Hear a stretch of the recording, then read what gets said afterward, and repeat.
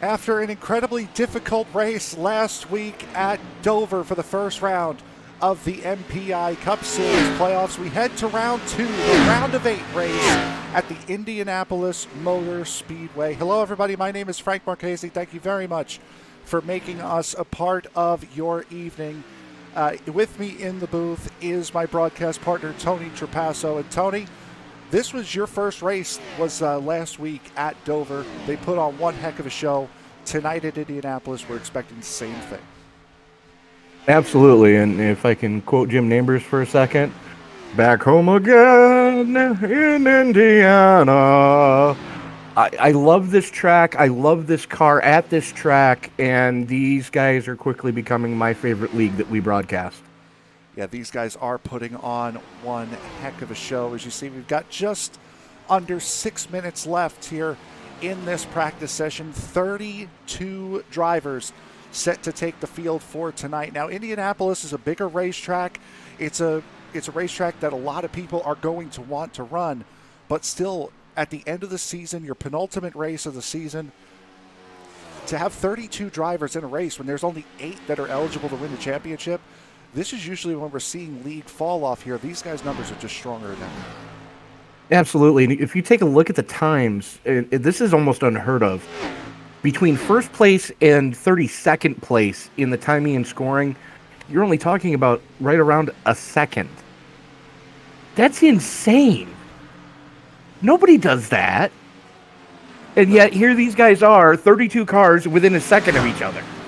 So as we get these, as we wind down this practice session here, just 5 minutes left. Let's take a look at the race info for tonight's race, the MPi 250 at the Brickyard.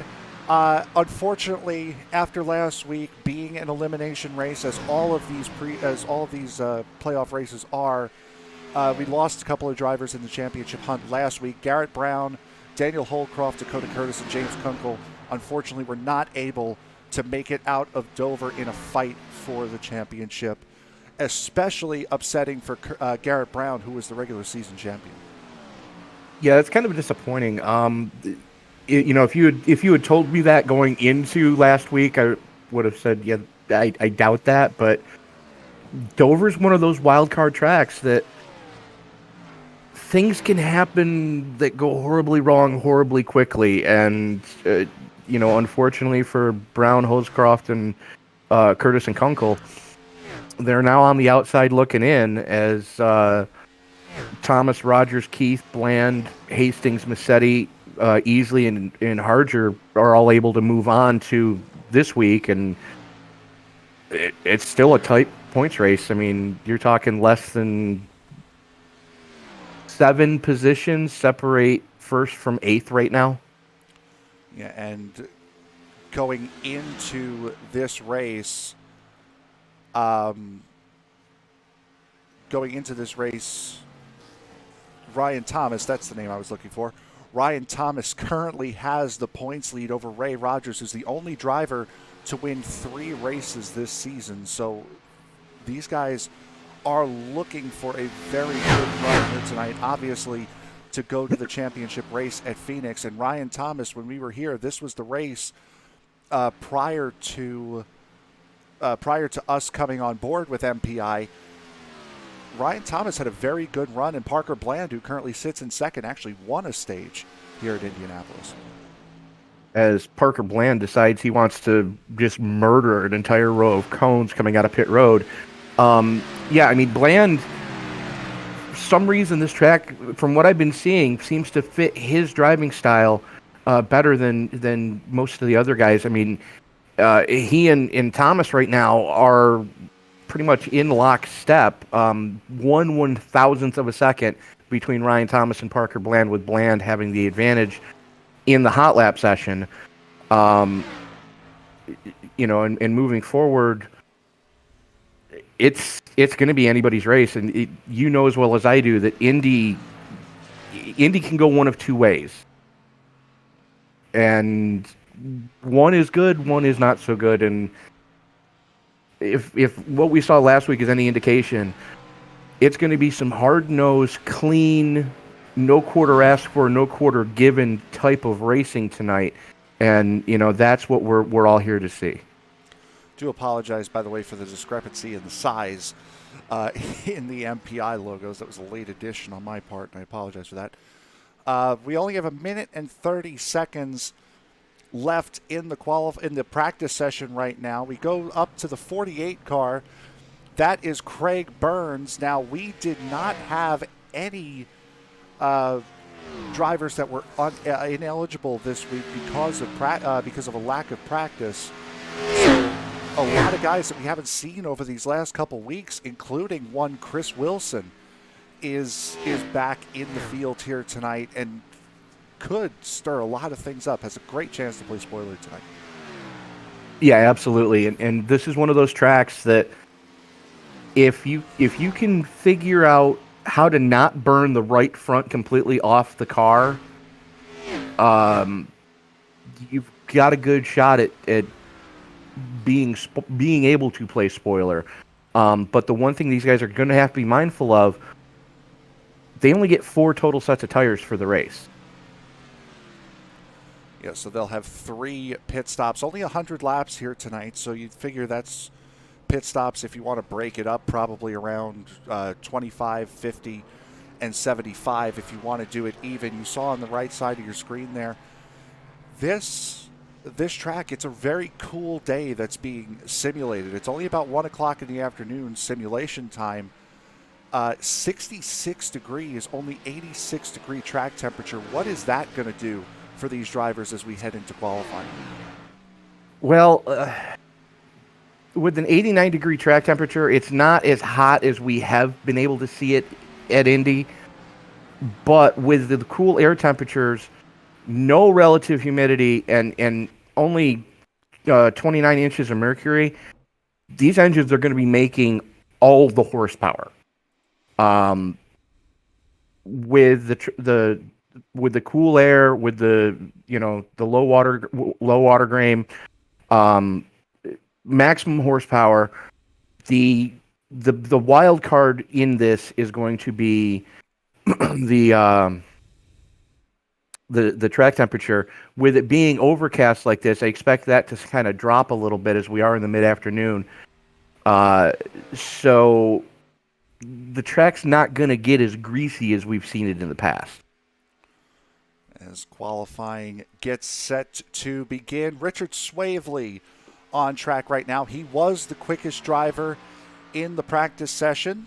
Dakota Curtis on track, Trevor Massetti on track right now, and this is going to be a big race for Trevor Massetti. Not that far off as far as overall pace in the practice session, but he is one of those 4 drivers who's on the outside looking in going into this race. So we're going to be following Dylan Hastings. We're going to be following Massetti. We're going to be following Kip Easley. We're going to be following Austin Harger a lot here tonight because those are the guys that really need a good show tonight. And if you do take a look at the points, you've also got our favorite crazy guy driving the 00 tonight, Parker Bland. He's on the bubble. He is the 4th transfer spot coming into tonight. So he's out on track right now, too, in a new paint scheme that I'm thanking goodness he changed the color of the numbers from the first time I saw that thing. As Swavely coming off of turn 4, about to set the first time. So Swavely sets the benchmark at the moment at a 59.2. And Trevor Massetti, I believe, sets a 49.4. So Massetti to P3. As we take a look at a guy who we haven't seen race in quite some time, had to step back because, unfortunately, as it tends to do, real life gets in the way sometimes. It's Chris Wilson.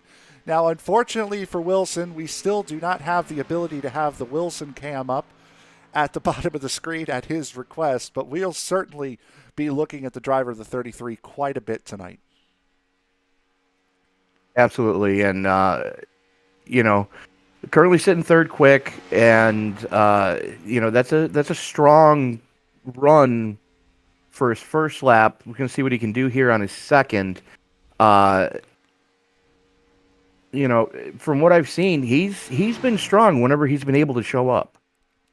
He certainly has been. Dakota Curtis, you saw us at a purple first half of the lap. Missed something on the second half of the lap. He's not able to move up. Chris Wilson, however, is able to jump Carl Burke in the 53 to put himself into second position. Dominic Lee in the 30 up into the 7th position as he begins his second lap. And Lee was another guy who we really saw racing hard at Kansas, got wrecked out of what could have been a playoff-making stage win for the 30. Didn't have the greatest of showings at Dover last week, looking to put that behind him here tonight. Absolutely. As I'm not sure every one of the drivers realize they've got 3 flyers tonight. Because I was kind of following along with some of our chase contenders, and Parker Bland just called it quits on the back straightaway. Yeah, Richard Swavely just completed his 3rd lap. Austin Shoemaker, who while we were watching Dominic Lee, who jumps himself up into the 5th position. Austin Shoemaker now heading through turns 3 and 4. Oh, there's 4, slides out of 4. So that's going to kill the back end of his lap. Jumped himself up to 3rd on his 2nd lap. Trevor Massetti, his qualifying effort officially done. You're right, at 5th fastest.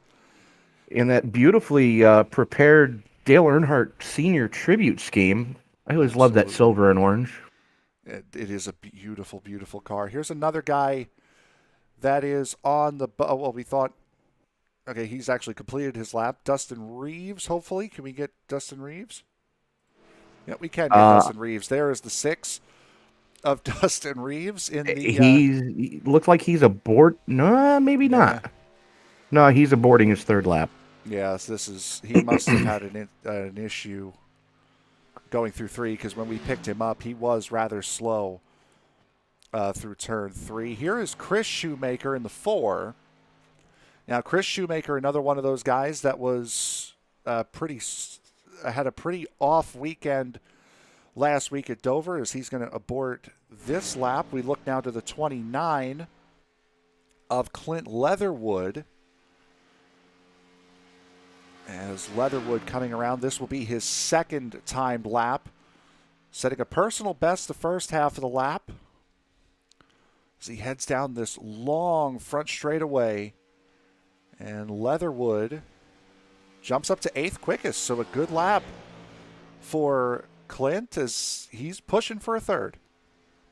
And Dylan Hastings out on track for his 2nd lap right now. His first one only good enough for 17th starting spot, as he's bringing it out at turn number 4 to come across the stripe to complete lap number 2 now. He's gonna with a full head of steam. Improves a little bit. 15th. Here's Garrett Davis setting a personal best. I believe that may have been his first lap.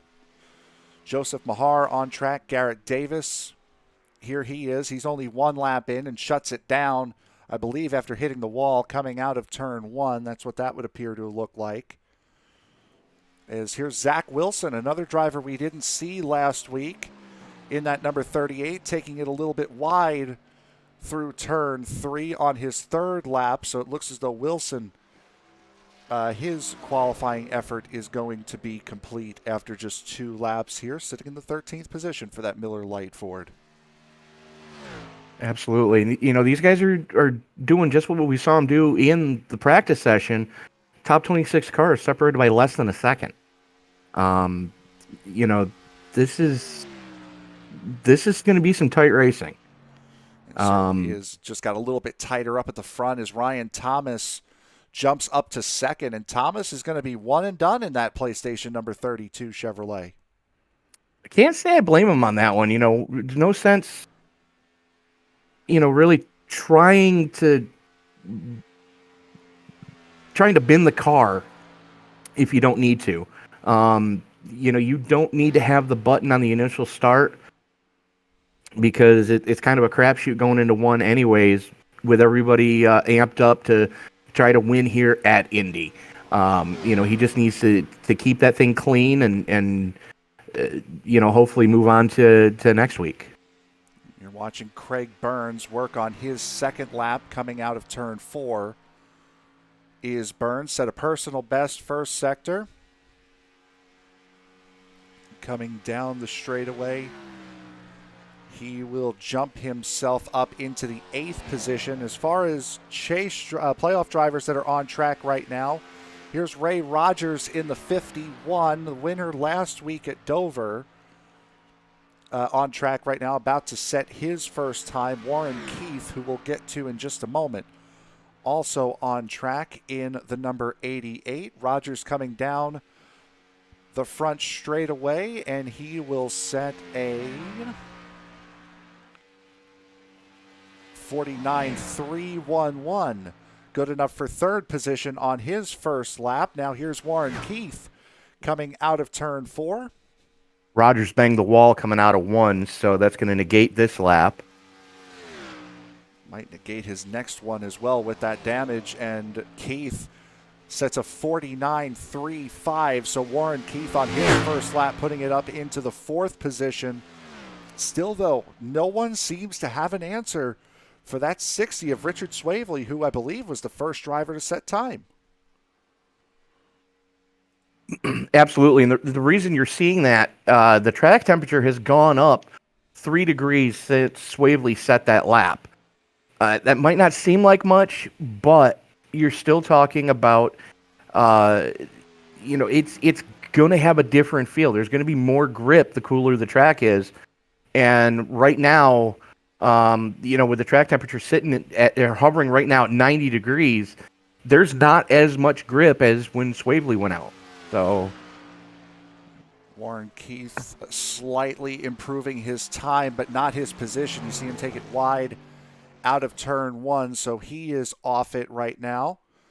And that does it for qualifying. Yep, as qualifying is in the books here at Indianapolis for the MPi 250. So with that, we'll take it to the grid for tonight's race. Richard Swavely and Ryan Thomas will sit on the front row. Ray Rogers and Warren Keith make up row 2. Chris Wilson and Austin Shoemaker in row 3. Row 4 will be Carl Burke and Trevor Massetti. Dominic Lee and Craig Burns will make up row 5. Chris Shoemaker and Clint Leatherwood in row 6. Row 7 will be Ryan Wilson and Garrett Brown. Chris Fail and Daniel Holcroft will make up row 7. And Zach Wilson and Dakota Curtis sitting in row 9, Tony. Row 10, we see Dylan Hastings and Joseph Mahar. Parker Bland and Matt Rogers going to roll off in row 11. Row 12, we see Austin Harder and Steve Kruppel. Garrett Davis and Ryan Easel in row 13. Row 14 is James Kunkel and Kip Easley. Two chase contenders, or easily a chase contender, so we're going to need to keep an eye on him. Justin Hendry and Dustin Reeves in 15.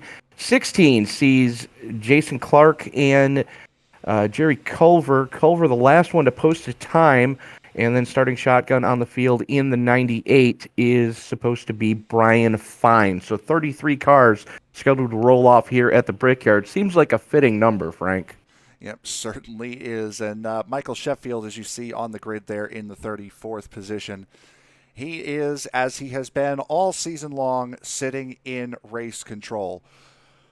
So once again, we thank you all so very much for being a part of tonight's broadcast here, whether you're watching us on YouTube, on Facebook, or on the iRacing server, or on the iRacing Live portal. We thank you so much for making this a part of your night as the cars roll off to begin this long formation lap around Indianapolis. Tony, throw out for a second the fact that this is an incredibly prestigious event on its own. add the playoff factor, and that this is the only duplicate track we have seen on the schedule this year. So these drivers are fairly fluent in this track. Tonight is going to be another aggressive and chippy night we're expecting. I'd wreck my own mother to win at Indy. Yeah. Hi, Mom. But yeah, no, you're absolutely right. I mean, especially with, you know, the playoff race being as close as it is, you know, this is going to get fun. Definitely going to need to keep an eye on the playoff contenders, as your points leader right now, Ryan Thomas, currently sitting outside row number 1 as the field works its way into turn 3. Katie barred the door because it's about to get fun in Indy. Yep, it certainly is. So Richard Swavely has been at the top for practice. He has been at the top for qualifying. Can he be at the top for the race after coming so close to winning his first MPi Cup Series race last week at Dover? He is certainly going to be looking for some form of redemption here tonight. Pace car peels off for the first time at Indianapolis, and the MPi 250 at the Brickyard is green. Swavely gets a great jump. Thomas now has to deal with Ray Rogers moving to his inside as they haul it off into turn number 1 side by side. Swavely with a 1.5 car advantage, as Thomas and Rogers, it's in lockstep right now, as they've been all playoff long. And Thomas just able to hold on that outside lane going through turn 3. Now, from what I've heard, we just did the Indianapolis 500 for the SRE Alpha Series here earlier this week. There was an outlaw on that Indy Snake going down the straightaways. From what I heard, it's fair game tonight. That's not banned. No, this is one of those series where they did it in the Alpha Series only on Wednesday night, only because they've seen it cause problems. Whereas, all bets are off here tonight. If, the iRacing rulebook doesn't say specifically that you can't do it, fair game. The only thing these guys can't do is race on the access roads in the middle of the corners. And that's pretty standard operating here for Indianapolis. But boy, that's such a beautiful long shot of all of these guys just flowing out onto the straightaways. Richard Swavely still leading, trying to cover off that inside from Ryan Thomas. Thomas, though, not close enough to get a run on Richard Swavely. And for Thomas, he really has to focus on turns 2 and turns 4, because especially in this car, it's really difficult to pass. You really only have 1 and 3 as your major passing opportunities. Absolutely, because you can't get ahead of steam up enough in the short shoots to really make anything happen. But the other thing that Thomas has to worry about is when he does get close to Swavely, as some of these guys back in the pack, like Rogers right now, or Wilson all over the back end of Rogers right now, aero push is very real in this car, and I don't care who you are. There's virtually no way to dial out aero push. So you've got to time your run to get to someone's inside before you get to the corner entry. Otherwise, you're fighting a pushing, the car not wanting to turn. Just saw the driver of the number 3, Trevor Massetti, just scrape the wall coming out of turn 2. That put Carl Burke right onto his rear end in that number 3. And again, this is a big race for Massetti. Had an awful race at Dover last week. Got himself caught 2 laps down. Wasn't able to get back on the lead lap. Was lucky just to get into the round of 8 for the playoffs. Now in a situation where he's on the outside looking in, really needs to fight tonight. He definitely needs to fight, but he needs to keep his wits about him, because you know as well as I do, Indy is one of those tracks that will bite you if you're not careful. You get more than 2 tires outside of that black groove that's already starting to form in the middle of the corners, and you're into marbles. and it's like trying to drive on ice. It's that beautiful straight line of cars. I'm going to love these long shots all race long, I'll tell you that. As these guys head down here, lap 5 in between turns 1 and 2, we're seeing some guys really starting to push out wide here in these corners. And Tony, that goes right back to what you were talking about, that arrow push. You can't dial it out. You're right, unless you want to just completely dial yourself out when you have nobody in front of you. How do you really overcome such a difficult arrow push? You have to time your runs. You have to know, okay, I've got to give this guy enough room right now on this lap so that I can get him on the next lap. And if you don't time your runs just right, you're going to burn the right front off, and you're going to make this night way longer for yourself than it has to be. Especially here in Indianapolis, you really do not want that, as we're seeing Dylan Hastings, another one of those drivers who's on the outside of the playoffs looking in, making his way up into the 14th position, passing Zach Wilson in that Miller Lite number 38. As Hastings, though, of the drivers that are on the outside looking in, he's in the best position right now. He's the first car out. He was the first car out coming into tonight, but as of the way that they're sitting right now in the running order, Massetti is Thomas, Rogers, and Massetti are, if the race ended right this second, would be in. Hastings trying to work on the back end of that number 20 of Ryan Wilson, but you could just see, you can hear, especially going into these big, the heavy liftoff points, like here in turn 3.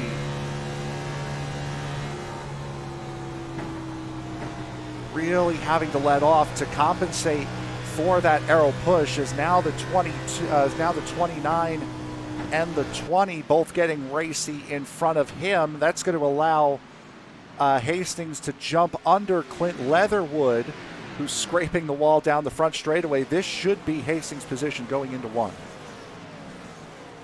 It should be, and the thing you've got to be mindful of too, Leatherwood and Wilson are both on the same team as Hastings. They're both running for Race Pass Motor, or all three of them are running for Race Pass Motorsports. So, you know, they're probably not going to battle Dylan as hard as they would, you know, let's say Parker Bland if he was in the same position. Still working lap 8 of 100 here at Indianapolis. Our stage caution here tonight will come out at the completion of lap 35. It was initially supposed to be lap 40, but they've moved it up to lap 35 to allow for more racing and more of a fuel strategy towards the end of the race. Here is still the lead, the race for the lead, as Swavely, Thomas, and Rogers have really started to break away from the 88 of Warren Keith. Keith now 1.1 seconds behind. Who was that? I'm trying to find it. There was all sorts of shenaniganry going on, and we're seeing Leatherwood falling like a stone here. 3 wide down the back straightaway. Yeah. Garrett Brown is in the middle of that in the number 19. Steve Kerpel going around him now. Ryan Izell in that new look number 5. So Leatherwood really having a time of it, trying to get back to that inside lane. And as you talked about, getting out into those marbles, it gets incredibly, incredibly loose. Not what you want to see. Yeah, absolutely. Leatherwood narrowed that car up by a good 1.5 feet, almost 2 feet. And he has lost a ton of speed because of it. They were 4 wide going down the back straightaway because of that whole incident in the middle of 1 and 2.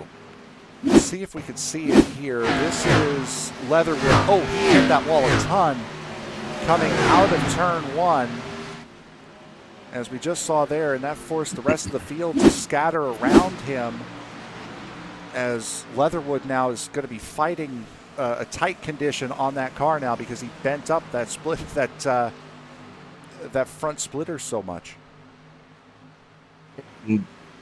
Yeah, he narrowed that car up by a ton, and there was a lot of cars around him that caught some damage because of it. The 98 of Chris Fail was lucky to escape that. Everybody was scrambling. Parker Bland was almost caught up in that one. As a matter of fact, he's got a little bit of damage on the left rear of that 00 right now. And these guys are getting chippy early. We are working on lap 11, about to come to lap 12. Richard Swavely and Ryan Thomas now starting to put a little bit of a gap on Ray Rogers. We already talked about the gap that was created to Warren Keith. Warren Keith now kind of running on an island by himself at this point, as Trevor Massetti, currently running in that 5th position, is a little bit less than a second behind him and is starting to pull away from Chris Wilson in the 33. But the car to really watch out for right now is the 48 of Craig Burns in that Jimmy Johnson-inspired number 48, early Jimmy Johnson-inspired 48. He's starting to make his way up to the front as these tires are starting to get a little bit of wear on him. That 48 starting to move forward. And he's protected that right front that we've been talking about, kind of not burning the hell out of it. And he's able to get to the inside of Wilson right now. Wilson had a better arc going into 4, so look for Burns to get the pull down the straightaway and try to throw it into 1, just full send it mode. Riding on the back of Chris Wilson's number 33 Arkansas Chevrolet. Looking at the aforementioned Craig Burns going through turns 1 and 2. And again, you can just hear how much these guys have to play with the throttle going through these corners. Now, these things have a ton of aero grip and a ton of mechanical grip, a lot more than the cars of 94 when they first came to Indianapolis. So still able to hold it quite wide open going through these corners. They're able to hold it with a lot more power, a lot longer, as you see the 48 go for it on the 33 and make the pass, complete it going into 4.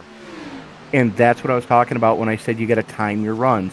He was able to time that run going into 3, started the turn, got Wilson into the dirty part of the track, and was able to make the pass stick coming out of 4. That's allowed Dominic Lee in the number 30 to move up on him. Now Austin Shoemaker in the 15. Shoemaker finishing on the podium last week in that number 15, a part of that father-son team with the number 4 of Chris Shoemaker being the older, Austin being the younger. And Chris Shoemaker, honestly, running in that 13th position, he's not having a bad run of it either. No, he's having a good, solid run in the number 4. Kind of on an island by himself right now. He's running his own race. He's got clean track in front of him. He's got clean track behind him. He can just work on hitting his marks and seeing what his car is going to do, during this fuel run. So, we're gonna see what he's got right now. Father and son were running nose to tail not that long ago, as Dominic Lee in the number 30 fighting side by side with Chris Wilson in the 33. That is a battle for the 7th position, and Dominic Lee is actually going to lose 8th to Austin Shoemaker in the 15 as the caution comes out. Well, I believe it is the 12 of Dakota Curtis. From what we're seeing, yep, there is Dakota Curtis. There's Daniel Holcroft involved as well. So we'll see what we could see here on this incident. It's already begun. As those two, both the 12 and the 26, both eliminated from playoff contention after last week's race, unfortunately having a little bit more difficulty here this week. It looked like the 12 spotter called him clear, and he wasn't. And unfortunately, the 26 was there, and snap, see ya, bye. Dakota Curtis might be getting a penalty here for unsafe pit entry, as he had looked as though he was going to go into pit road and then took out the outside commitment cone. So we'll see how the iRacing officials look at that, as to whether or not he will be getting a pass-through penalty or a stop-and-go penalty. But 16 laps in, about to start lap 17, I would have to assume everybody's coming in. And so far, Swavely leading the line. Swavely's going to fake in, and everybody behind him is coming in. Swavely just took a huge gulp. I think he's a sitting duck. Just slightly, especially at a track like this. I would expect he's not going to be. He might not be too long for this lead here. Well, now here's the good news. You got 4 total sets of tires. Everybody else is probably going to burn a set here. Yep. Maybe not. No, Hastings, fuel stops for most of them. Yep, and again, that's 3 sets of tires. And as I had said, if you want to cut the race up evenly, do 25, 50, 75. We're only on lap 17 here. So, Swavely might not be in as bad a position as we thought he was going to be in prior to seeing what these guys are doing on pit road. We're seeing 7 and 8 second stops, and that's all filling the tanks with fuel. Right, but here's the thing. They're only running a 60% fuel tank tonight. So instead of the 18 gallons that would normally take to fill that thing, they're getting, 10? Roughly, yeah. So the rest of these guys can, I dare say, can make it to that competition caution on lap 34. Swavely, I think he just shot himself in the foot, because unless there's another caution, or even if there is another caution, he's going to have to come down pit road before everyone else. So there's no way you're making 34 laps on one tank of Go Fast. I mean, there could be a scenario to where if Swavely pits right before the pit lane closes prior to the stage, he's already come in, taken his tires, gotten his fuel, so he won't have to do all that at the stage caution. Now, he'll have a couple of laps on his tires, he'll have a couple of laps less of fuel, but at least that 60 will be back up at the front. So maybe that's a strategy that he is looking for, instead of coming down into a busy pit road, at which he has the number 1 pit stall, a busy, narrow pit road, which is certainly noted here at Indianapolis. He might just want to be looking to come into pit lane on his own. Right. I mean, and the good thing is he doesn't have to worry about stage points either, because he unfortunately is not one of the drivers currently racing for the championship. But I don't know. It's a gamble. It's not a gamble I would have personally made. I mean, I would have looked at it like this. We're halfway to the competition caution. I think I'm just going to at least top the tank off, which is what just about everybody else did, unless they had, damage, in which case you're seeing guys pit farm.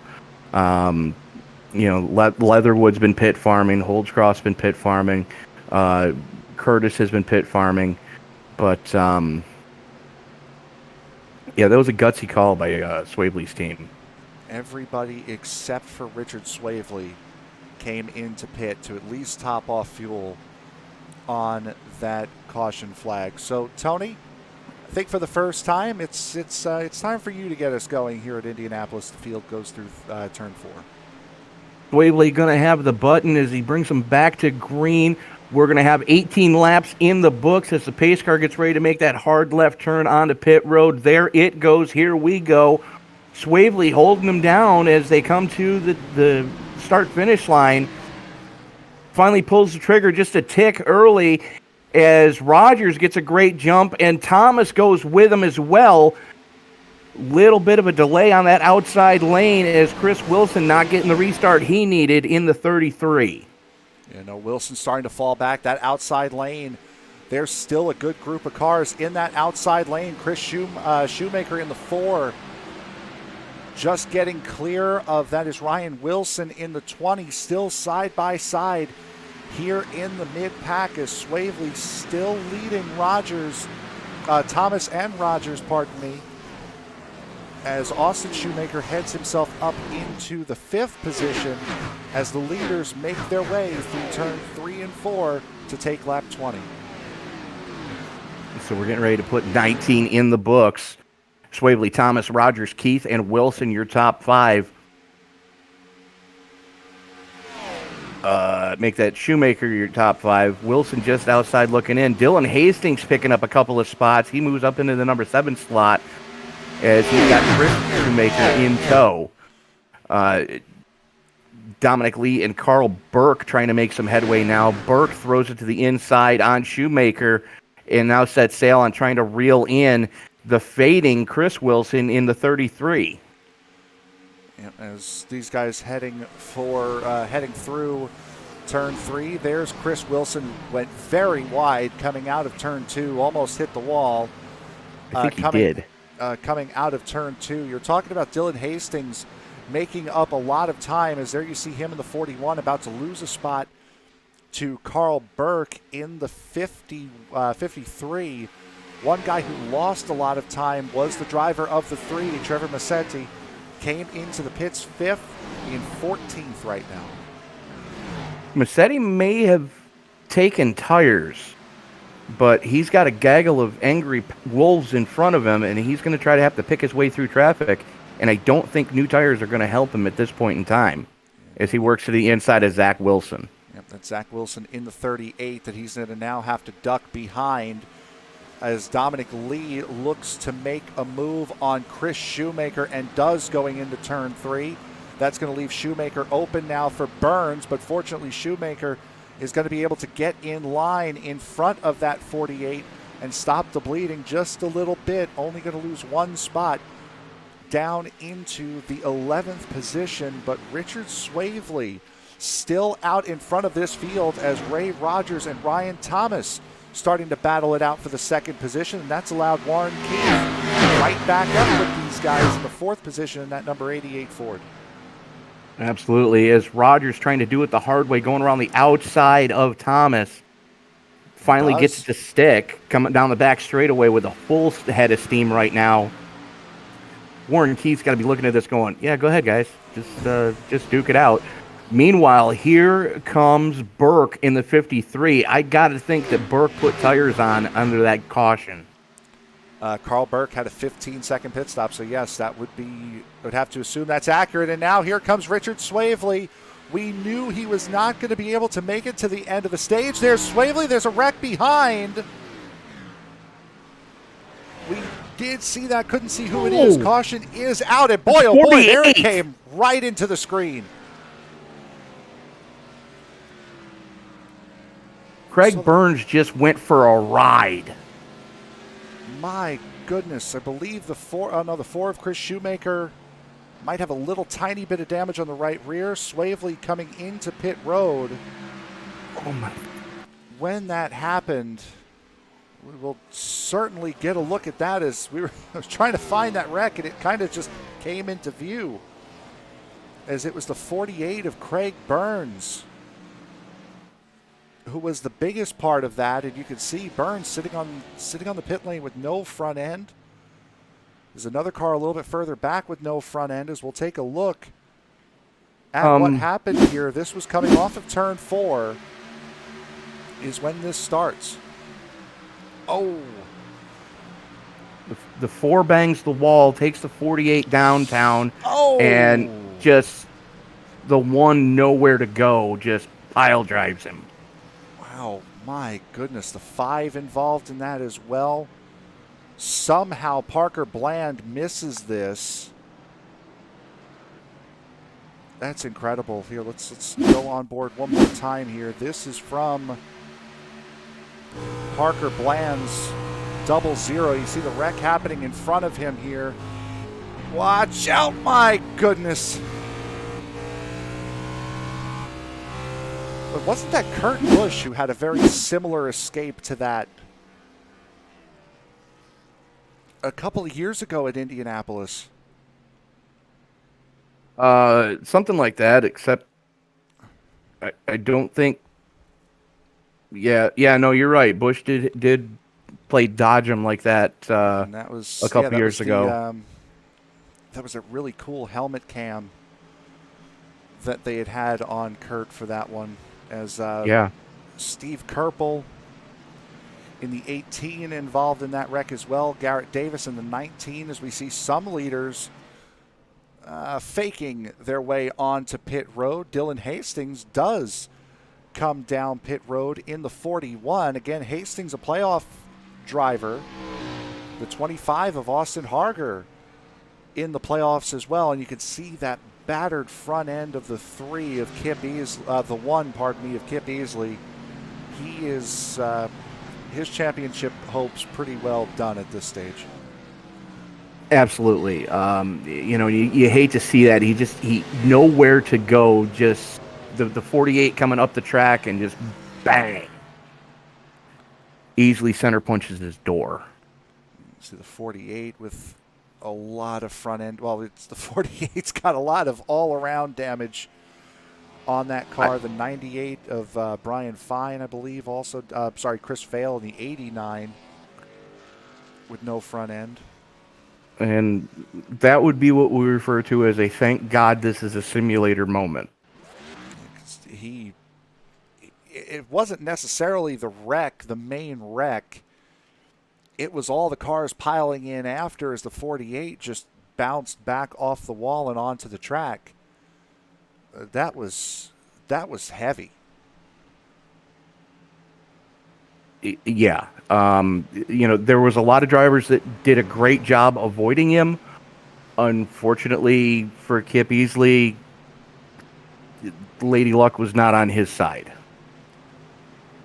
Unfortunately not, as Easley was the one that came right, that was the first one to really hit that 48 as Rogers takes over the race lead with Richard Swavely pitting in front of all of that. Ryan Thomas now in second, Warren Keith in third, Carl Burke in fourth. We have 10 laps to go until the stage. And the thing is, like we were talking about, with these guys having 4 total sets of tires, I can't fault what Dylan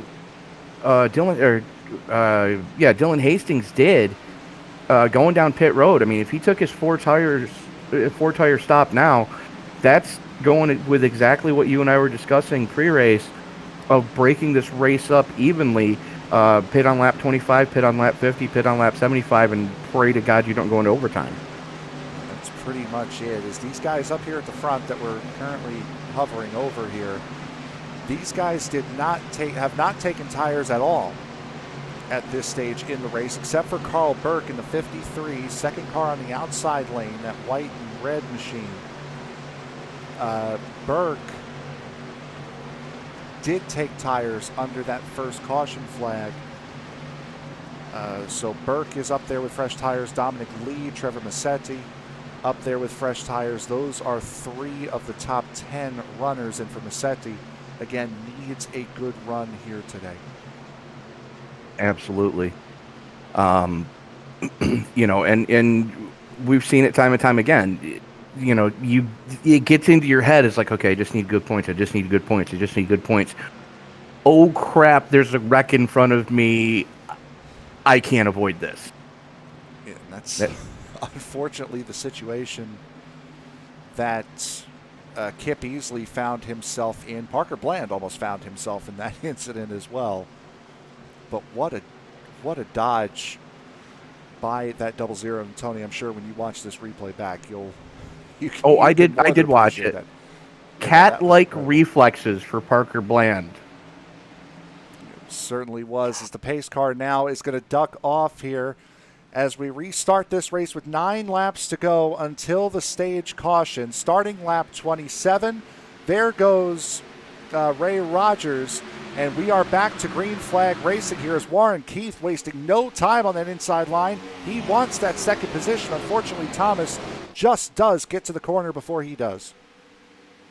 As Carl Burke had to jump on the binders to avoid it. Behind him, though, Austin Shoemaker and Ryan Wilson in lockstep right now as they're trying to figure out who's going to end up with the 5th spot. Yep. And Dominic Lee there as well. Now Zach Wilson in 3 the wide. 38. Yep, they are 3 wide going into turn 3 as Zach Wilson on that outside of the 15 of Austin Shoemaker. See Chris Wilson in the 33 still in there. Is kind of the same old song and dance from what we've seen at the beginning of this race. Those top 4, doesn't matter who's in it, breaking right away from the rest of the field. That's because they're working together right now. They're not really racing with each other, whereas everybody else that's behind them seems to just be clawing and scratching for everything they can possibly get. So, you know, the top 4 just kind of... Oh, we got another one. It's the 42 and a hard hit for the 42 of Garrett Davis. Good grief. And the 26 involved in that one. Yep, the 26 again. The 91 of Kunkel involved. As that was another really hard hit. And boy, oh boy, once again, high speeds equals hard hits. See And the 42. Craig Burns has put it on the hauler. Oh, the 91 looked like he came down off the wall, and my goodness, just a hard hit. And again, just the same situation as Kip Easley. 26 just minding his own business, had nowhere to go when the 42 came bouncing back on the circuit.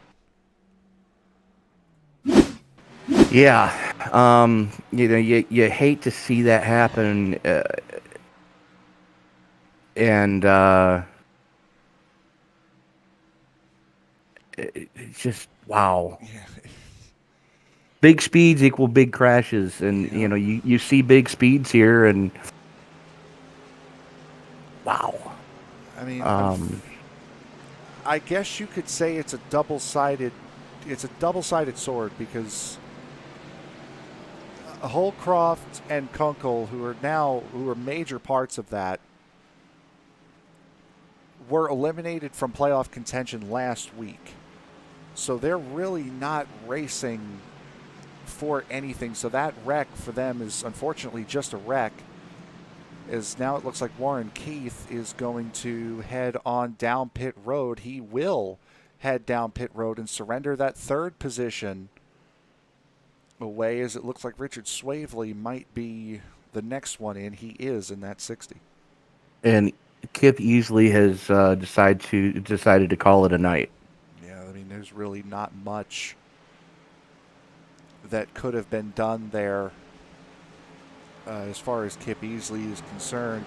So we've had a couple of big wrecks here over the course of the last 10 laps or so, both of which, the first of the 2 taking out a couple of playoff contenders. As we'll go back now here and take a look at this. Is the first wreck of the night. You're going to see the 4 bounce off the wall coming out of turn 4. 48 has nowhere to go, bounces back on the track. Drivers having to take evasive action. And just an incredibly hard hit for the 1.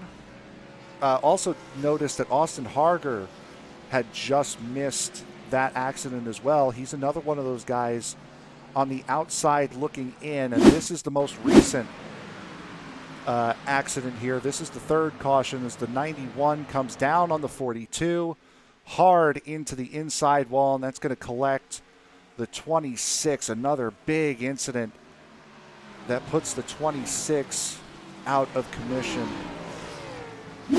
for the remainder of this race. So we are under caution, just a couple of laps away from the stage break here. The stage caution will be at the completion of lap 35.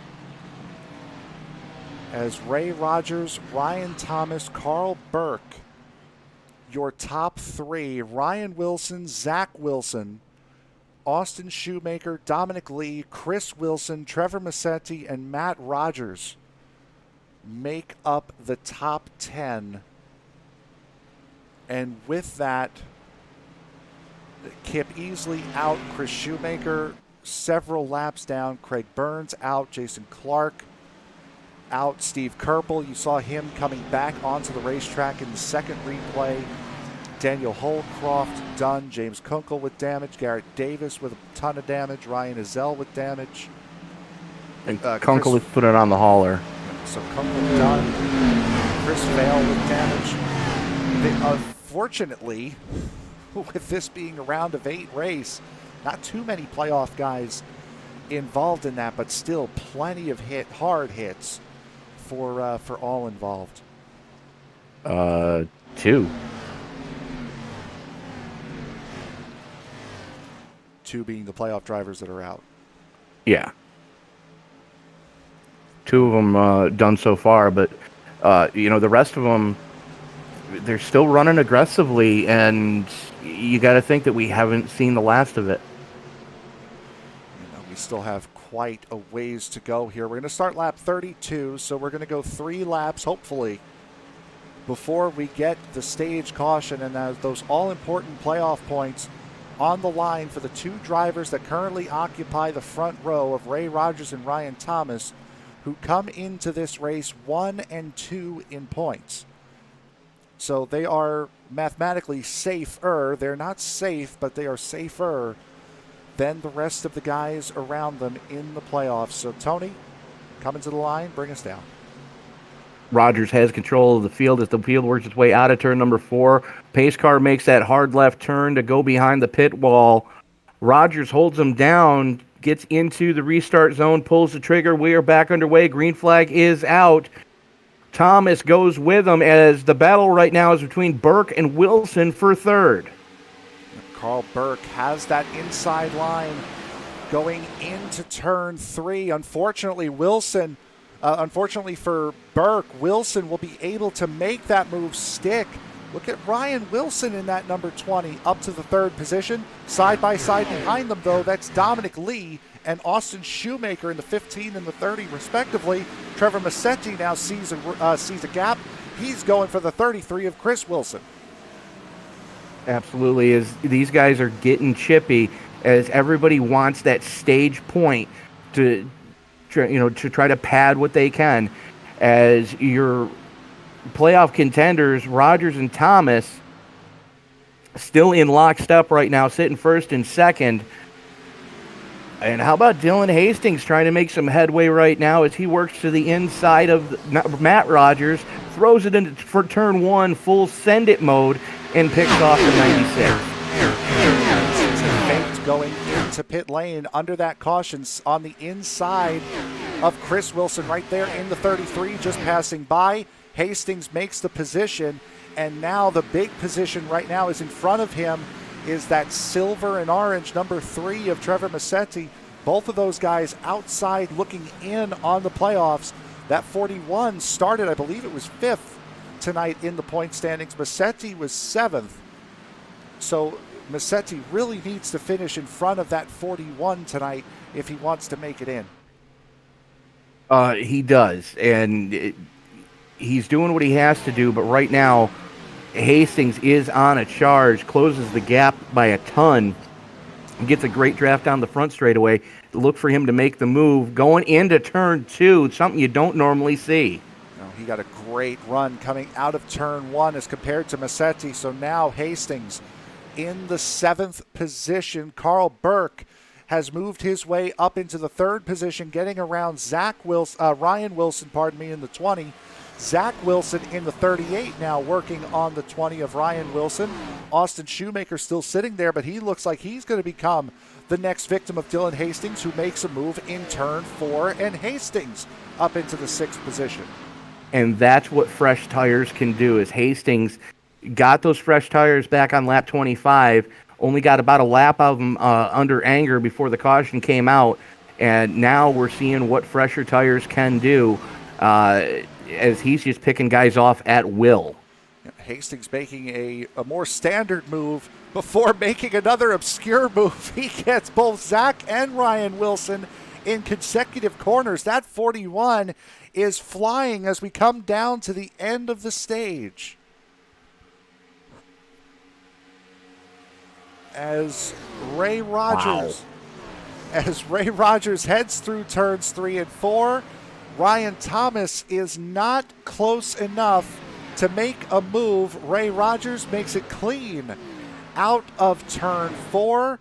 Coming down the front straightaway, Ryan Thomas putting a move, trying to block Carl Burke, but it will be Ray Rogers winning this first stage here at Indianapolis as the caution flies again. Carl Burke did just beat Ryan Thomas coming across the line. I believe Dylan Hastings beat him as well.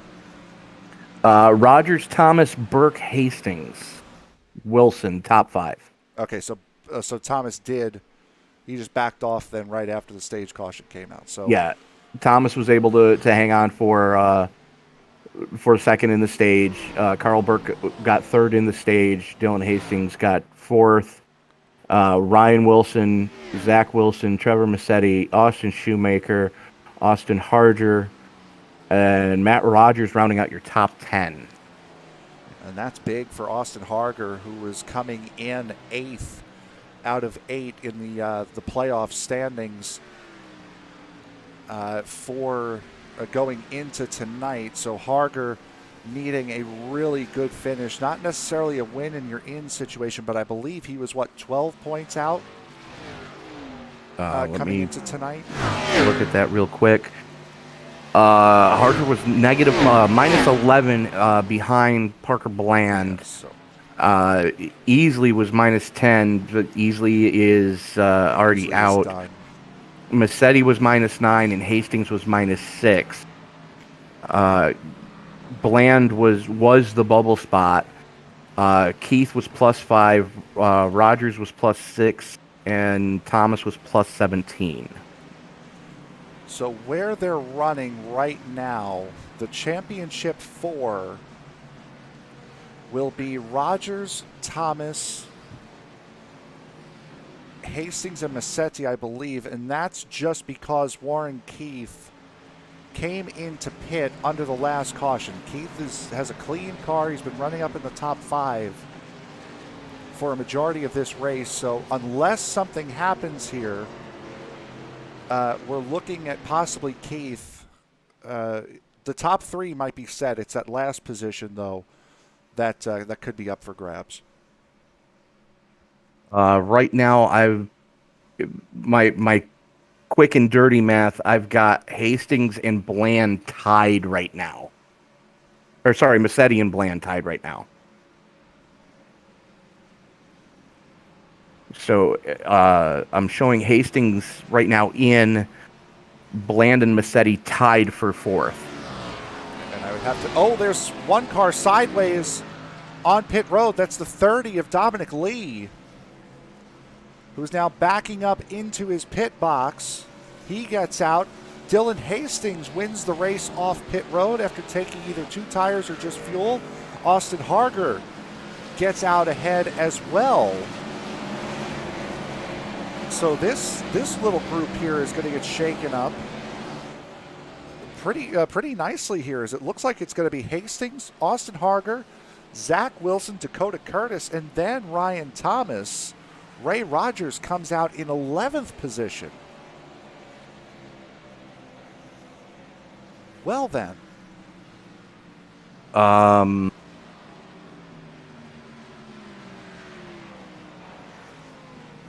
It was an 8-second stop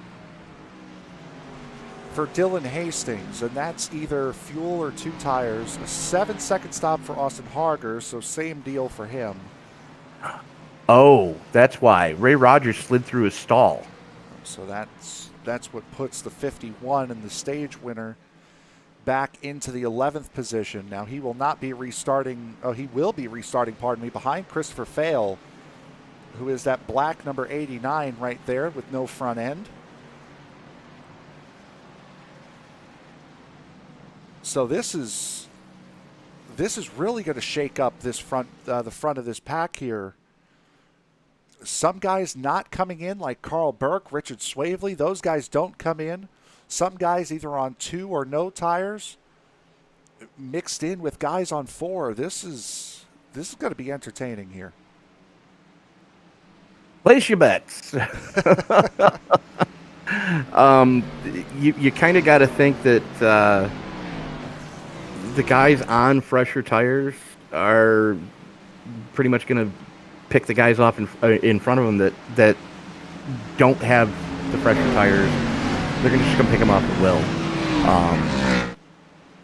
will. We've seen that clean air. Yes, you can kind of hold court for a little while. So Burke, Swavely, and Hastings, they've all got between 5 and 10 laps on their tires right now. Everybody behind them, they're on fresher, so it's about to get interesting, to say the least. I just hope nobody does anything crazy. Man, Richard Swavely's been on an off strategy pretty much since the word go here. He led the first 23 laps of this race before finally needing to come in to take tires. I believe actually 28 laps. Before finally coming in to take fuel and tires under green flag conditions. And now with him not pitting on this stage caution, Swavely staying out and moving himself up into contention again as the field heads out of turn number 4. It'll be Carl Burke who will lead the field down for this restart. Richard Swavely in second, Hastings and Harger, 2 guys on the outside looking in. Sitting in third and fourth, there goes Burke. We're back racing. 61 laps to go at Indianapolis. Hastings with that inside line going to hang Harger out to dry as Ryan Thomas and Zach Wilson looking to try to get around Harger right now. Harger's struggling. He's going to need to get back in line, and he's not going to be able to do so as he now has the 32 of Thomas as they go side by side into turn number 3. You see Dylan Hastings right in the foreground of your screen there, jumping under the 53 of Carl Burke. That is for the second position for Hastings as Richard Swavely retakes the lead of the MPi 250 at the Brickyard. Zach Wilson now 3 wide. Coming down the front straightaway, that's Ryan Thomas. Down on the inside, Zach Wilson in the middle, Carl Burke on the outside, and wouldn't you know who comes out on top? It's the tires of Ryan Wilson. We were kind of expecting it. Ryan Thomas, pardon me, I meant. I was going to say Ryan Thomas, close. Yeah, but there is a Ryan Wilson in this race. It's not like... oh, yeah. No, I know. It's but not like yesterday. That Napa 20 of Ryan Wilson kind of mired in traffic right now, trying to make some headway as he goes to the inside of Dakota Curtis. But meanwhile, up towards the front of the field, Swavely has flat checked out. Richard Swavely with all that battling going on now as Hastings starting to fall in the midfield here. He's allowed Trevor Massetti around him. Austin Harger in the 25 with that blue nose trying to take a peek under Carl Burke, cannot do it. Trevor Massetti now moving up nicely through the field in the 4th position right now of the drivers that are on the outside looking in. Massetti leads that group. However, Hastings, who's ahead of him in points, is right behind him. Austin Harger, who he's ahead of, is a little bit further back as there's a wreck at the back of the field. 85 of Joseph Mahar involved, the 28 89 of Fail. Yeah, 89 of Fail is in there as well. Justin Hendry's 28, who's already been through the wars tonight. And the caution comes out again for the 5th time here tonight. What the hell? As there you see Justin Hendry's number 28 all torn up.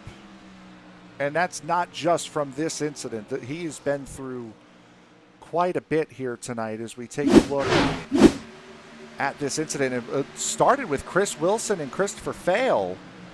Then the 85 and 28 bumped together. And boy, oh boy, Clint Leatherwood, that's a couple of very hard hits from the 28 and the 85. But that starts ahead of them. If you watch again there, you see Chris Wilson in the 33 way down on the inside. That forces the 89 out. And boy, the 6 of Dustin Reeves, very lucky. The 29 of Clint Leatherwood, just as lucky. That was one of those Jesus take the wheel moments for Leatherwood, because there's no way to explain how he made it through there in one piece other than divine intervention. It looked for sure that he was about to eat a race car, and the seas just parted for him. But that was a hard hit for the 85. I mean, Mahar backs into the wall, and the car comes completely off the ground from the impact. Same thing with the 28. We were able to see it just prior to those guys,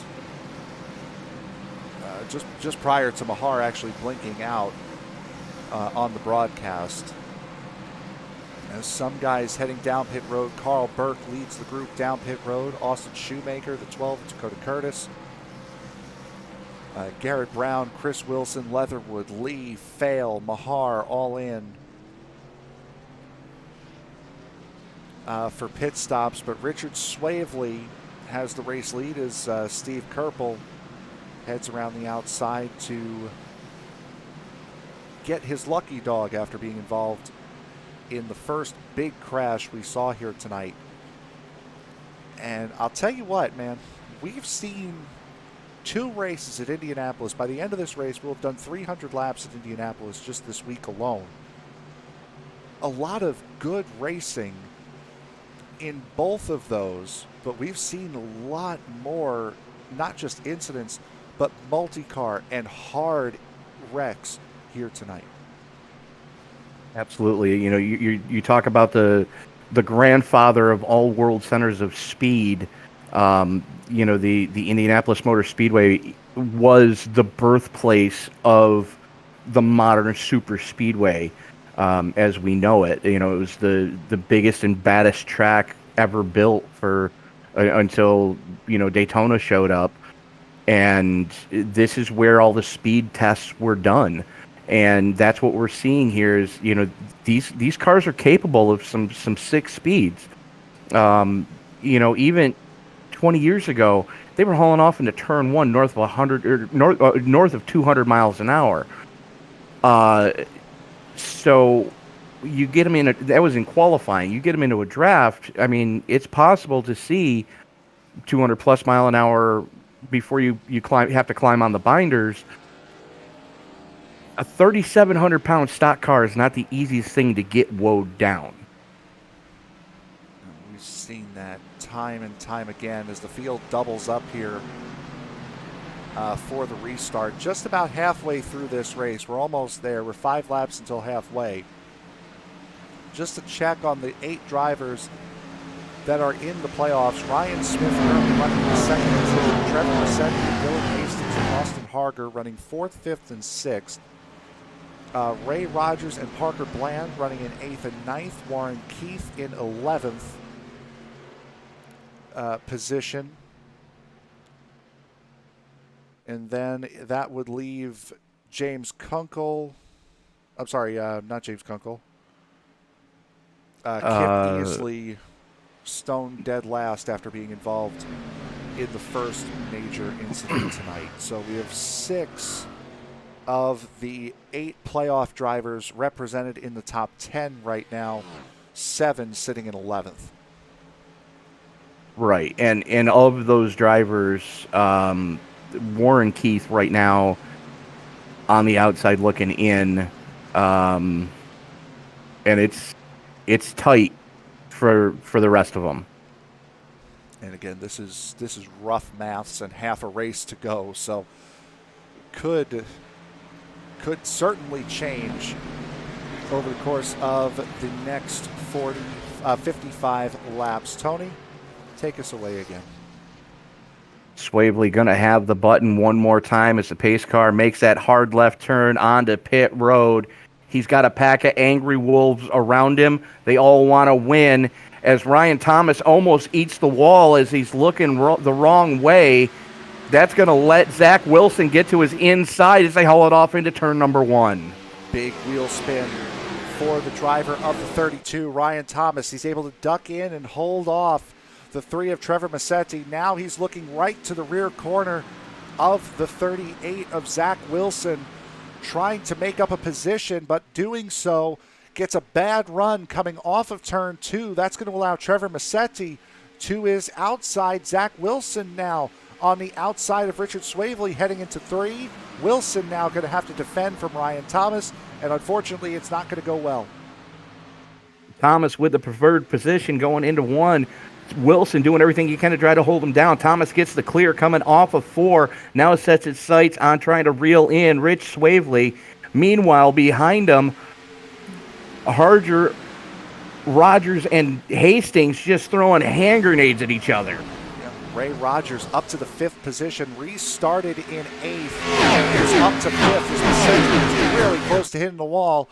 Coming out of turn 1, Dylan Hastings now falling to 6th. Austin Harger going to lose a position now to Ryan Wilson in the 20, as now you see in the foreground, Ryan Thomas makes a move on Richard Swavely. Thomas to the race lead. Thomas on those fresher tires. Swavely starting to fade a little bit.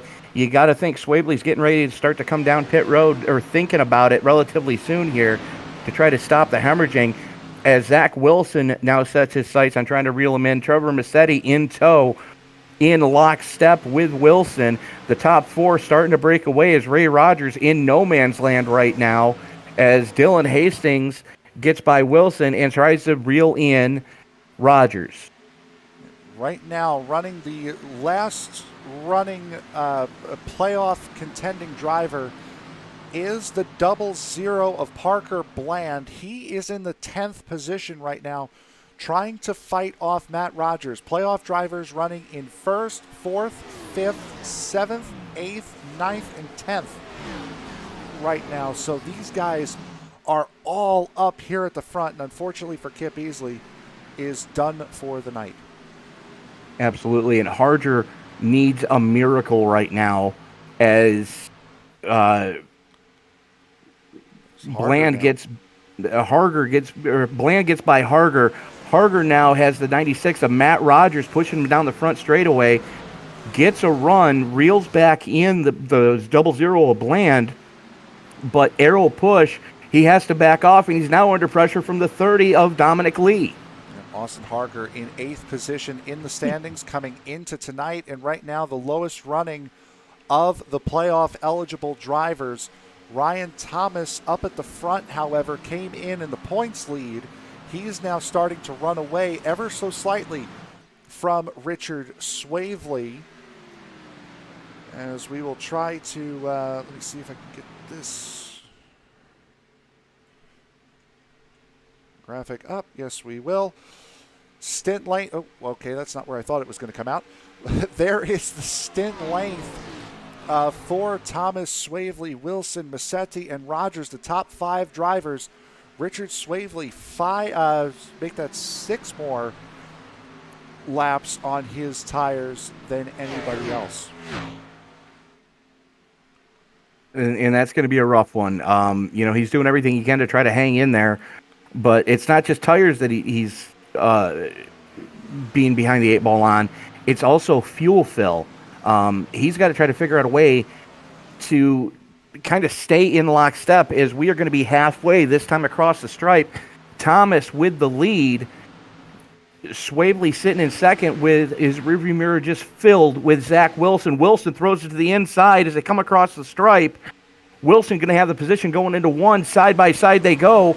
Wilson almost throws a hip check. Swavely lets him go. Now Swavely under pressure from Massetti. Yep, Trevor Massetti, who you're riding on board with right now, driver of the number 3, on the inside of Richard Swavely. And just to prove that I was not asked to do this because of my math skills, it's 7 laps difference between everybody around him and Richard Swavely. Heading down into turn 3, you can hear just how much Massetti's having to roll that car through these corners, maybe a little bit more so than anybody else, because he has had contact with the wall several times tonight.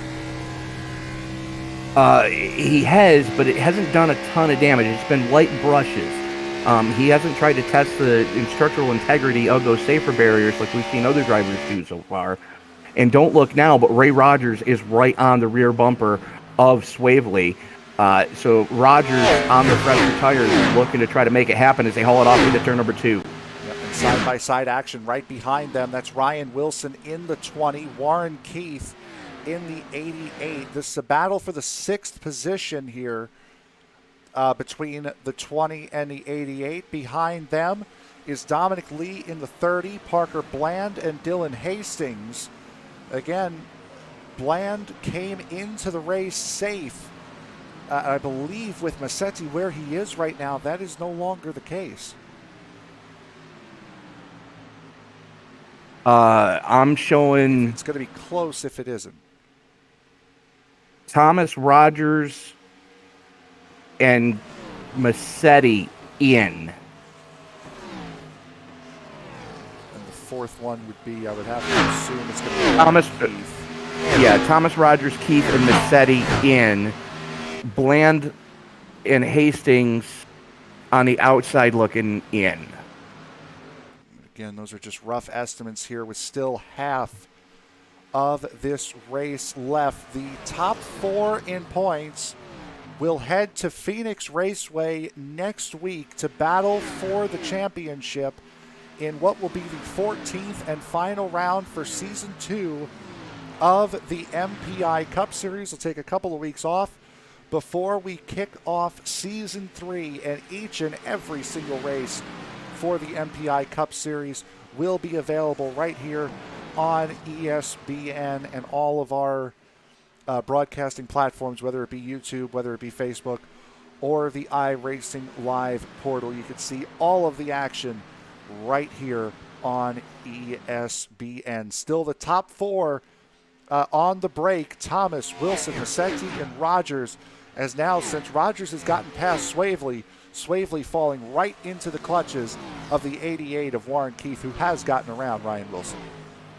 Absolutely. Keith on a charge right now, as you got to think Swavely's going to have to stop the hemorrhaging soon here and bring it pit side before too much longer.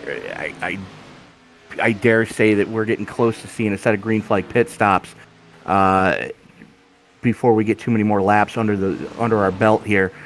But you mentioned that the entirety of the MPi season next season will be on the ESPN family of networks, and we can't do this without help from our very good friends and broadcast partners over at diecastnuts.com.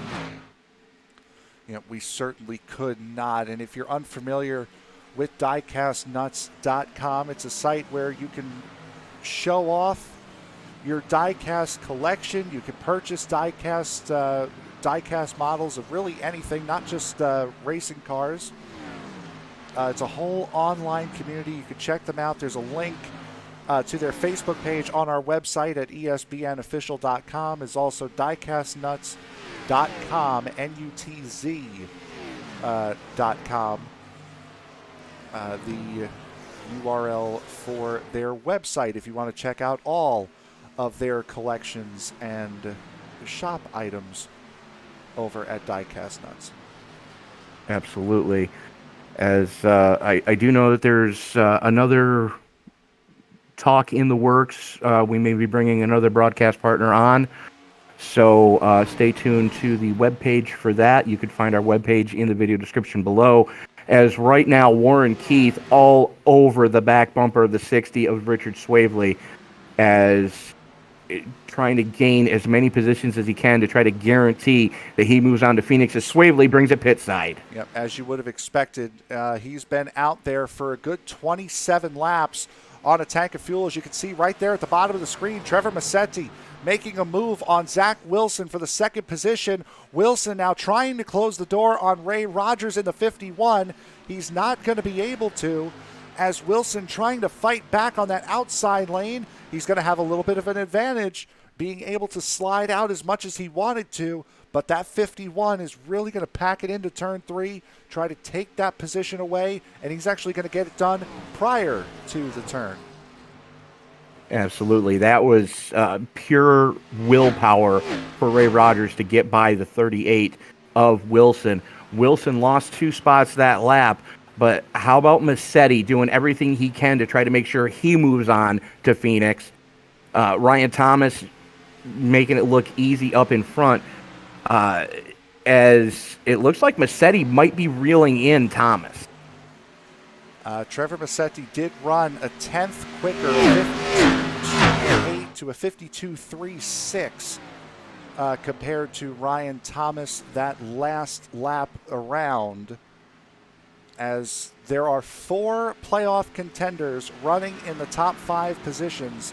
Ryan Thomas, Trevor Massetti, Ray Rogers, and Warren Keith.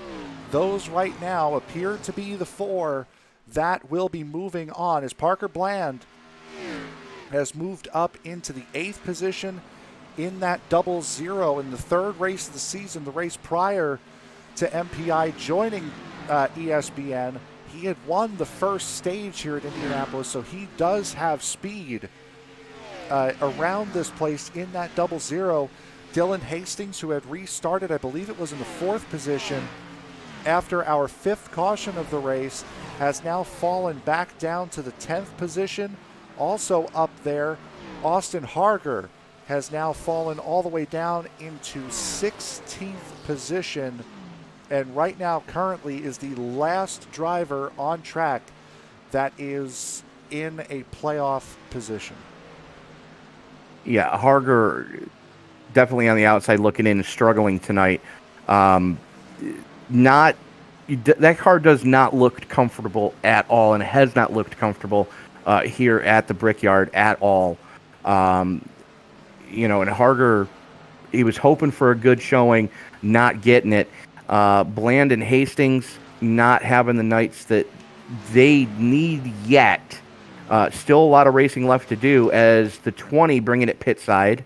Austin Harger coming into pit road as well. There you see right at the bottom of your screen there, that is the 2 of Jerry Culver in pit road. The 96 of Matt Rogers has brought it pit side as well. That gold car just stopping in his pit box at the moment. But right now, the top 4 currently as they sit, Ryan Thomas, Trevor Massetti, Ray Rogers. There you see the top 3. Zach Wilson has fallen well off these 3 drivers as green flag pit stops. You would have to assume, with these guys having last pit on lap 37, that green flag pit stops are almost inevitable. As you can see in the background, Dakota Curtis Dominic Lee coming in, Parker Bland, Dylan Hastings, all coming into pit road now.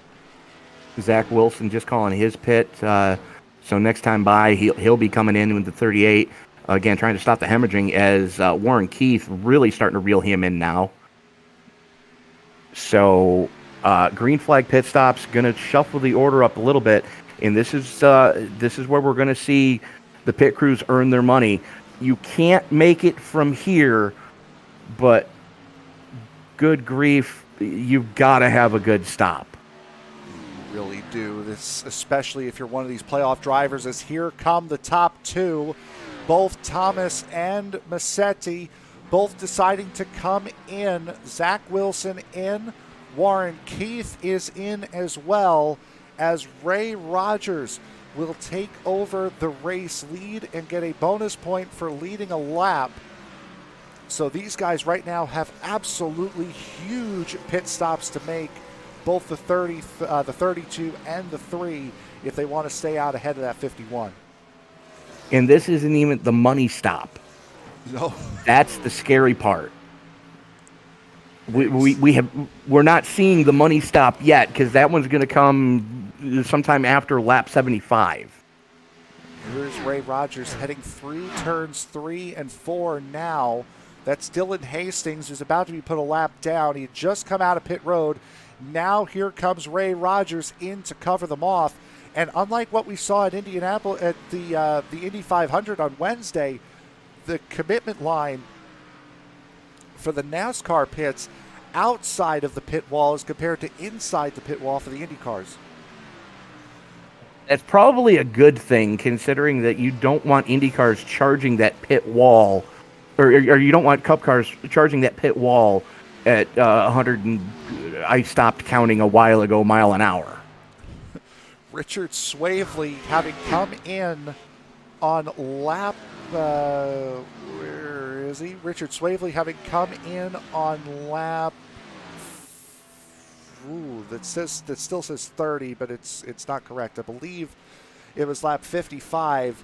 Coming in, has actually been out ahead of Ryan Thomas and Trevor Massetti. However, those guys are going to get around. You can see, big hit on that outside wall for Trevor Massetti in the 3.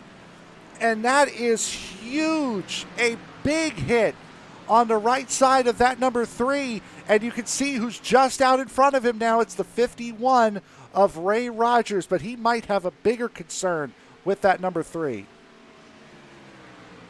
Yeah, he narrowed that car up by a good 1.5 feet when he pounded the outside wall. He just missed the safer barrier when he did it. So that wasn't safer barrier on sheet metal. That was concrete on sheet metal. We'll try to take a look back here to see what happened between those two. As you can see now, Massetti immediately brings it down into pit road to try to see what damage has been done to that number 3. He's out. He's done. No. He brought it into the pit lane and then towed it from there. Oh, my goodness. Let's see if we can, hopefully this is the replay here. Yep, here they come into turn 1. And Swavely was trying to stay as low as he could, and unfortunately just came up right as Massetti was getting there. Off the rumble strips and just shot up the track and it just hip checked Massetti.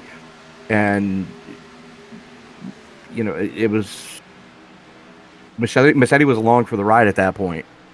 Just that little wiggle. You can see what it does, and you can see Ray Rogers on the access road as well.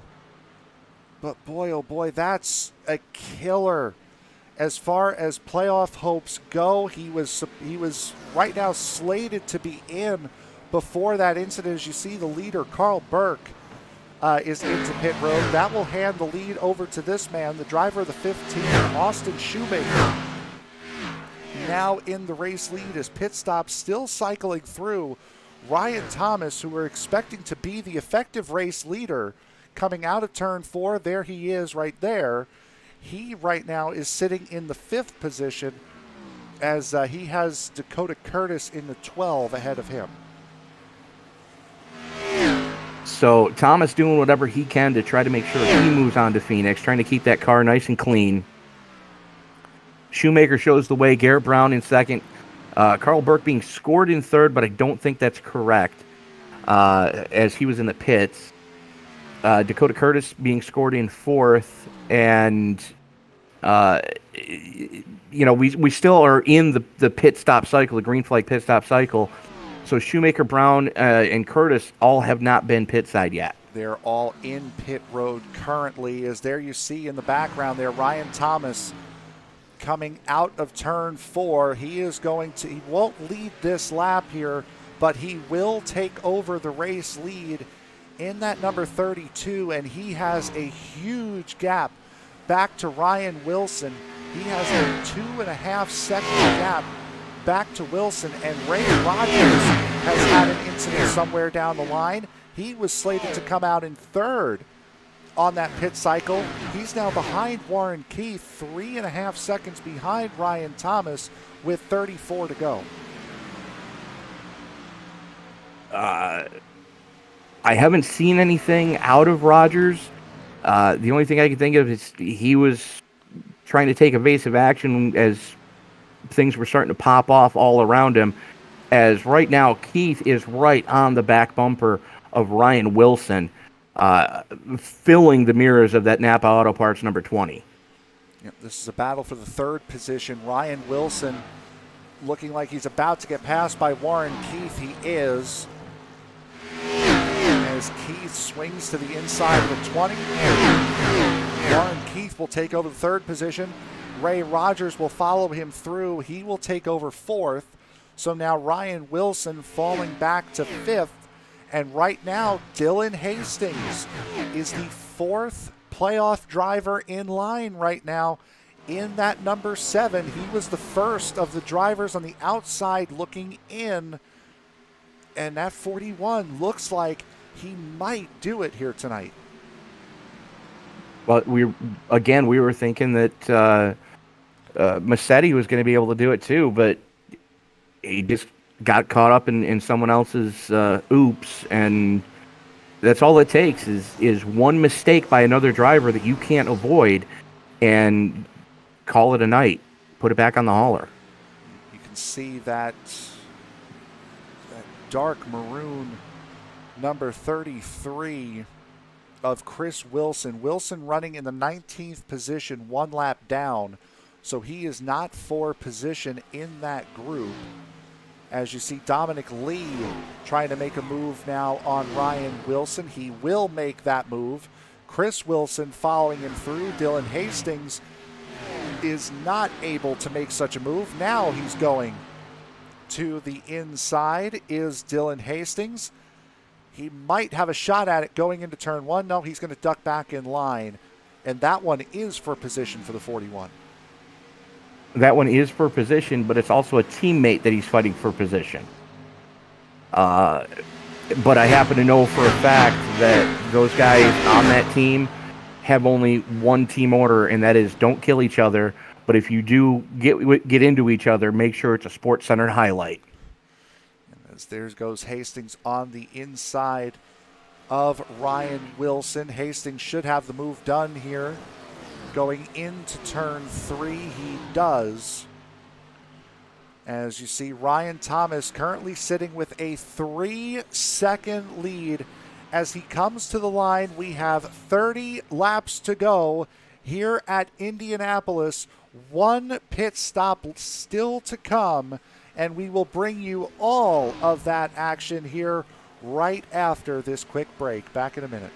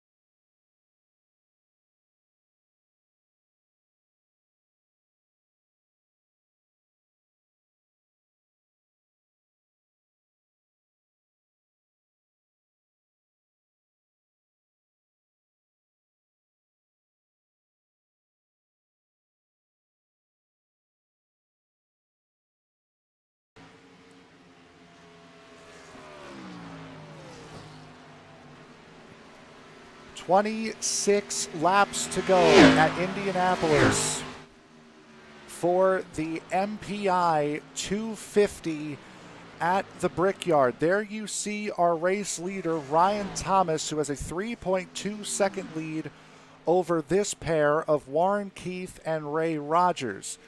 1, 2, and 3 in the race are 1, 2, and 3 in the points, if you could imagine such a thing. Zach Wilson, right now currently occupying the 4th position. He's only about a second and a half off of the top of the pair of Keith and Rogers ahead of him, but the battle really is this 4 here, well now 3, of Dylan Hastings, Dominic Lee, and Ryan Wilson. Dylan Hastings has passed Dominic Lee for the 5th position. That now puts a lot of pressure on this man, the driver of the 00 of Parker Bland, who by our very rough estimations needs to pass the 3 cars ahead of him to bump Dylan Hastings back out of the playoffs and go for a championship next week at Phoenix. That might be a tough ask with 55 laps to go, with 25, laps to go. So we're getting inside that window of you can make it from here. So we're about to see who's going to be the first one to blink, to bring it down pit side to get that final set of tires and bring it home. But keep in mind, these guys also need to be mindful that we could have an overtime situation. And if we do that, you don't want to pit right this second because you'll never make it. This is Parker Bland, you're riding on board, currently sitting in the 11th position. That is Matt Rogers in front of him, currently sitting in 10th. If Bland wants to make it, and again, this is a very rough estimation, but we're estimating that Bland needs to get past Rogers, Burke, and Swavely if he wants to make it into the championship 4 that will race for the title next week at Phoenix in the season finale. But right now, there you see the top 4 on your screen right now. You just saw Ryan Thomas go down at the bottom of your screen. This is 2nd and 3rd, and Zach Wilson in the 38 sitting in 4th.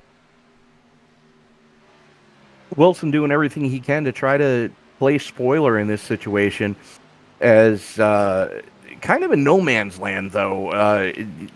The battle rages on for second. Dylan Hastings is still slugging it out with Dom Lee, Ryan Wilson, and Chris Wilson in 33. But again, Wilson not for position in that Razorback Chevrolet.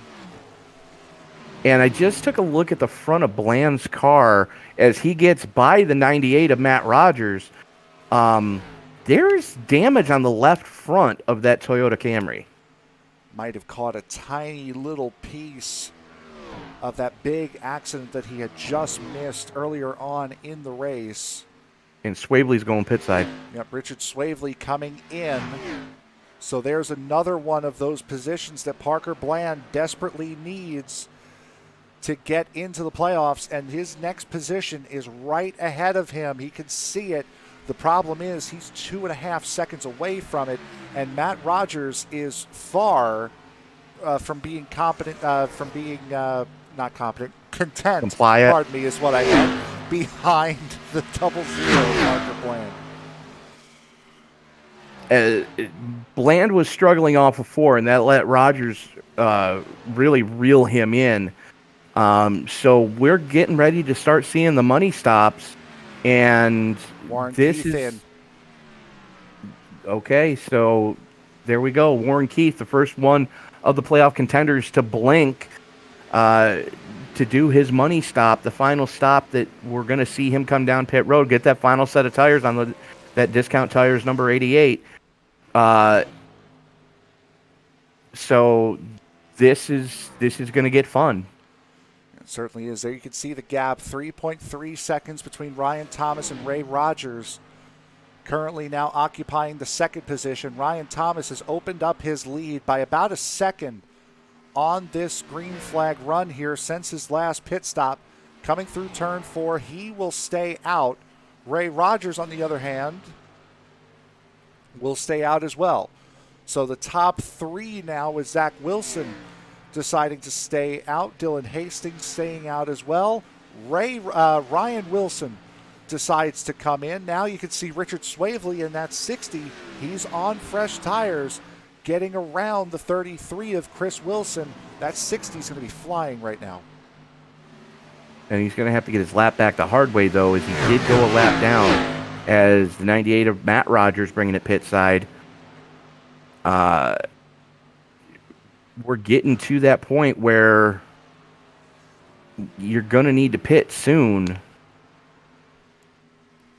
because I believe we started seeing pit stops about 30 laps ago. Thomas staying out, Rogers staying out as well. All of this, however, is allowing this man, Warren Keith, time on fresh tires to try to catch back up to these guys and make up that 3.5 second gap that existed prior to him coming into pit road. Warren Keith, last lap, ran a 49.57. Ryan Thomas, I'm sorry, that was his best lap, pardon me. Bland's in. Parker Bland now coming in from the 7th position. That's playoff implications there. We're going to wait to see what Warren Keith does across the line here this time. Zach Wilson coming in from the 3rd position. Warren Keith now getting around. That is Reeves in the 6th. Warren Keith doing a 50.0. Ray Rogers as Ryan Thomas comes into pit road. Dylan Hastings, Dominic Lee follow. You can see that on the top of your screen. Ray Rogers deciding to stay in. Warren Keith was 2.5 seconds quicker than Ryan Thomas on that lap. A 50.0 for Keith, a 52.3 for Ryan Thomas, a 52.4 for Ray Rogers. Absolutely. As you can see, Rogers he'd wait to Ryan Wilson, as Wilson getting his lap back the hard way. You got to think Rogers is going to be coming pit side relatively soon here. Yeah, as he's coming through turns 3 and 4 now, very slow out of there 3 he and is. 4. He is coming in, has to cover off the 32 at this point. But right now it looks as though Warren Keith has gotten around. He has made up that 3.5 second gap back to the 32. Now the question is, did he come in late enough to be able to hold the lead that he currently has, which is about 4 seconds on the 32? The 88, who has 2 wins this season, 2 of the last 3 races. He has won this, 2 of the last 4 races. He has won this season, looking for his 3rd win. He's got to hold off a hard-charging Ryan Thomas to do it, though. And Thomas is hungry. He wants to make a stamp and put a mark on this season that, hey, you got to come through me if you want it. But that's what we've seen so far out of Ryan Thomas, as pit stops starting to cycle through, and Ray Rogers. This is going to be tight for some of these guys. Yeah, Ray Rogers coming out way behind both Keith and Thomas. Ray Rogers now about 6 seconds behind Ryan Thomas. It was 3.5 going into the pit stops. Warren Keith having to deal with with slower cars to pass. Dakota Curtis has not come in. Neither has the 98 of Brian Fine. Clint Leatherwood hasn't pit as well. Ryan Thomas, however, is on a mission in that number 32. He's got some traffic to contend with now, but that last lap, a 49.46 for Ryan Thomas, fastest lap of the race. That would have still put him on the front row. That would have just missed him the front row in qualifying. So Thomas trying to crank off qualifying laps to try to reel in Warren Keith. Meanwhile, Ray Rogers is picking him up and putting him down, and Dylan Hastings doing what he has to do to try to hold off Dominic Lee right now, as Lee is filling the rearview mirrors of the number 41 right now, trying to figure out how to get by him. Richard Swavely there as well. You see the 33 of Chris Wilson behind Swavely at the top of the screen. In the foreground, however, is Dylan Hastings and Dominic Lee in the 41 and 30 respectively. Once these green flag stops cycle through, we'll get a better representation of what the playoff scenario is for some of these drivers right now. After the early wreck for Kip Easley and the mid-race wreck for Trevor Massetti, it's really right now, and the unfortunate luck for Austin Harger, it's really a two-horse race right now. It's either Hastings in or Parker Bland in. There is Parker Bland, who has now fallen behind the 96 of Matt Rogers. So as they sit right now, Parker Bland out, Dylan Hastings in as they sit here with 14 to go. What a big Absolutely. slide on from Bland. Bland driving the wheels off that car right now, and Matt Rogers doing what he can to help his teammate out, as Rogers, a member of Race Pass Motorsports, the same team that Dylan Hastings runs for, doing what he can to try to hold Parker Bland at bay right now and help his teammate in this playoff scenario. 1, 2, 4, and 6 right now are where the championship 4, as they run at the moment, currently race on track. Warren Keith has now lost that big 4-second lead to Ryan Thomas. The question is, with Thomas, though, clicking off qualifying laps, has Thomas burnt those tires out too quick? Thomas was just about 0.6 quicker than Warren Keith that last lap. Could Keith be saving tires, looking for a potential defense here of this 32, which is going to come a lot sooner rather than later for Warren Keith? Well, we're about to find out, as Thomas within drafting distance of Keith, and we've seen it time and time again, though, catching someone is one thing, getting by them is a different one, as we are closing in on 10 to go. Keith continues to show the way, but Thomas filling the rearview mirror. And Thomas is right there, got a great run coming off at 2. There's a big block down to the inside from the 88. The 32 is committed, sticks the nose in on the inside lane, will take the line going through turn 3, but Warren Keith trying to hold off, cannot, has to relinquish the position going into turn 4. 11 laps to go at the line. Ryan Thomas, your new race leader. Now, these guys have got to be running smart. As much as Keith wants to win this race, he's got to race smart, knowing that second place will get him to Phoenix. Drag race at the line for the third position you see on screen right now. Ray Rogers has caught up to and now passed Zach Wilson in the 38. Still sitting in the 11th position is this man, Parker Bland, who at the moment is on the outside looking in. Something's wrong with Warren Keith's car. Is Warren Keith? Yeah, he's starting to fall back quite a bit here. Keith, in just one lap, has now lost 1.3 seconds on Ryan Thomas. Now Thomas having to fight through traffic here. That could have been it. Just Keith having to work around traffic. But that last lap was a 1.3 second difference in the favor of Ryan Thomas, clearly, who's in front of this pack here of guys that are racing for position amongst each other, not necessarily with Thomas. Absolutely, but Warren Keith, that car is just, it's not up to full song. And you can hear it as he hauls it off into turn number 3. He's about 1,000 RPM down from where he should be. see here with the dashboard of this 88 of Warren Keith. You can see the RPMs on the dash, just hitting 8,000 RPM right now.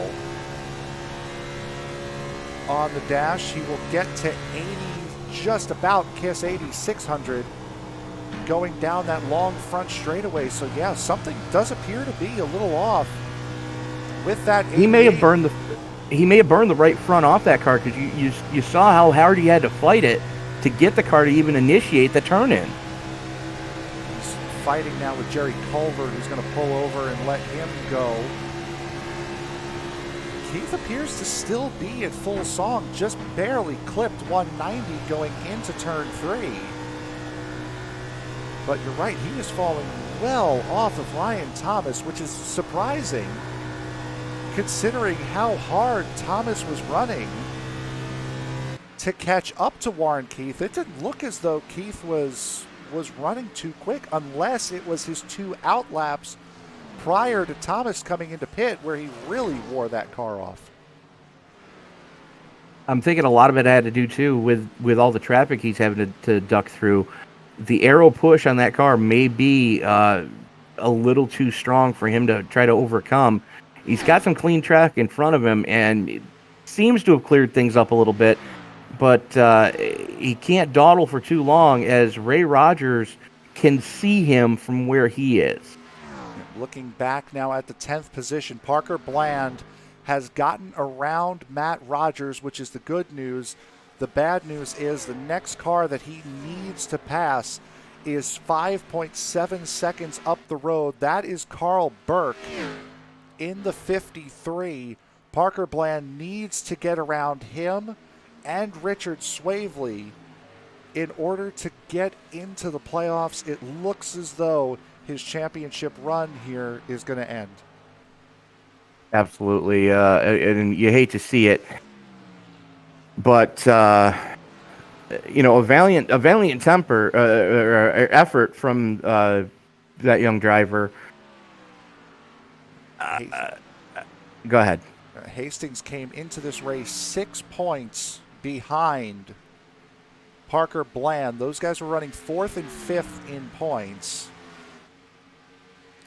And actually, I mean, there's 5 positions between them, so Bland might still be good, because I don't think either one of them has a bonus point for leading a lap. So Bland might just sneak in here. Is it 1 point per position, or is it 2? You see, with all the bonus with the bonus points that are added after the race, it's hard to see which points are accurate, but it might be. I would have to assume it's 1. Which, if it's 1, then Bland should sneak in by 1 point. Yes. So Bland might be doing just barely enough to keep Dylan Hastings out of position. Now, if Bland really wants to help, he would ask Dominic Lee to pass Dylan Hastings right now, but Lee has fallen to about a second behind Hastings in that 41 in the battle for 5th. Yeah, Lee's starting to fade a little bit. He was one of the first ones to bring it down pit road, and I think he may have gone a little too hard, a little too quick. But yeah, Hastings is a master of his own fate right now, basically. He kind of has to keep that car clean, as we are closing in on, or we're on 5 to go. And go ahead. We're going to try to get an interview with the Championship 4, if they're made official before the end of this broadcast. We know 3 of them, and those are the top 3. So we're obviously going to be interviewing the podium positions here, as Ray Rogers has gotten around Warren Keith for the 2nd position. So we're going to be trying either to interview either Dylan Hastings or Parker Bland here at the end of this race as well, and try to get their thoughts going into the Championship 4.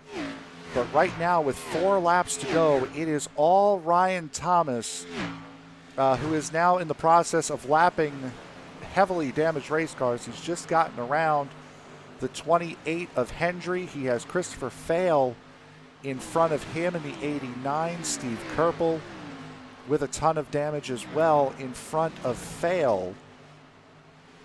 And Thomas, really, since the questionable pit strategy from Richard Swavely has kind of had him mired in the midfield, that 32 has been on rails all night long. It's been a relatively dominating performance out of Ryan Thomas, and it's sending a message to the rest of the field that if you want this championship, you've got to go through me. And that's what Ryan Thomas is saying with the performance that he's put up here at the Brickyard tonight. Thomas with 2 wins on the regular season this year. Ray Rogers with 3 wins on the season. Warren Keith with 2. So of these drivers sitting in the top 3, we've had 13 races this year. Will end at 14. The top 3 have taken 7 of the 13 races that have been run, and possibly 8 of the 13 races run, barring a major calamity with those 3 drivers. But it has been pure dominance this season between these two, and Rogers actually might have something to say about this. He's going to need a big run here in these last 2 laps. It's a half a second quicker, but 2 seconds off. Well, he's going to have to do it relatively quick, as Thomas, getting ready to take the white flag, comes through turn 4 this time, sees the white flag in the air for your leader, Ryan Thomas, in that PS5 number 32. He's got a lot of traffic in front of him, but Rogers, I don't think is going to have enough time to do anything with him. No, Rogers now actually falling off the back end of that 32. So it looks as though Ryan Thomas coming out of turn number 2 now, trying to put a lap on Steve Kerpel, has been dominant all night long. There you see Rogers at the top of the screen, running in the second position, a little kiss of the wall going into turn 3, but it's really not going to matter. Ryan Thomas comes into this race with the championship lead.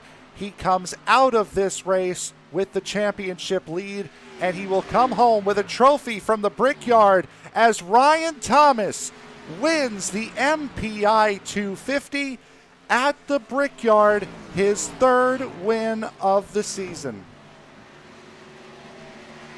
Just a dominating performance all night long, as that battle still rages on, though, for the final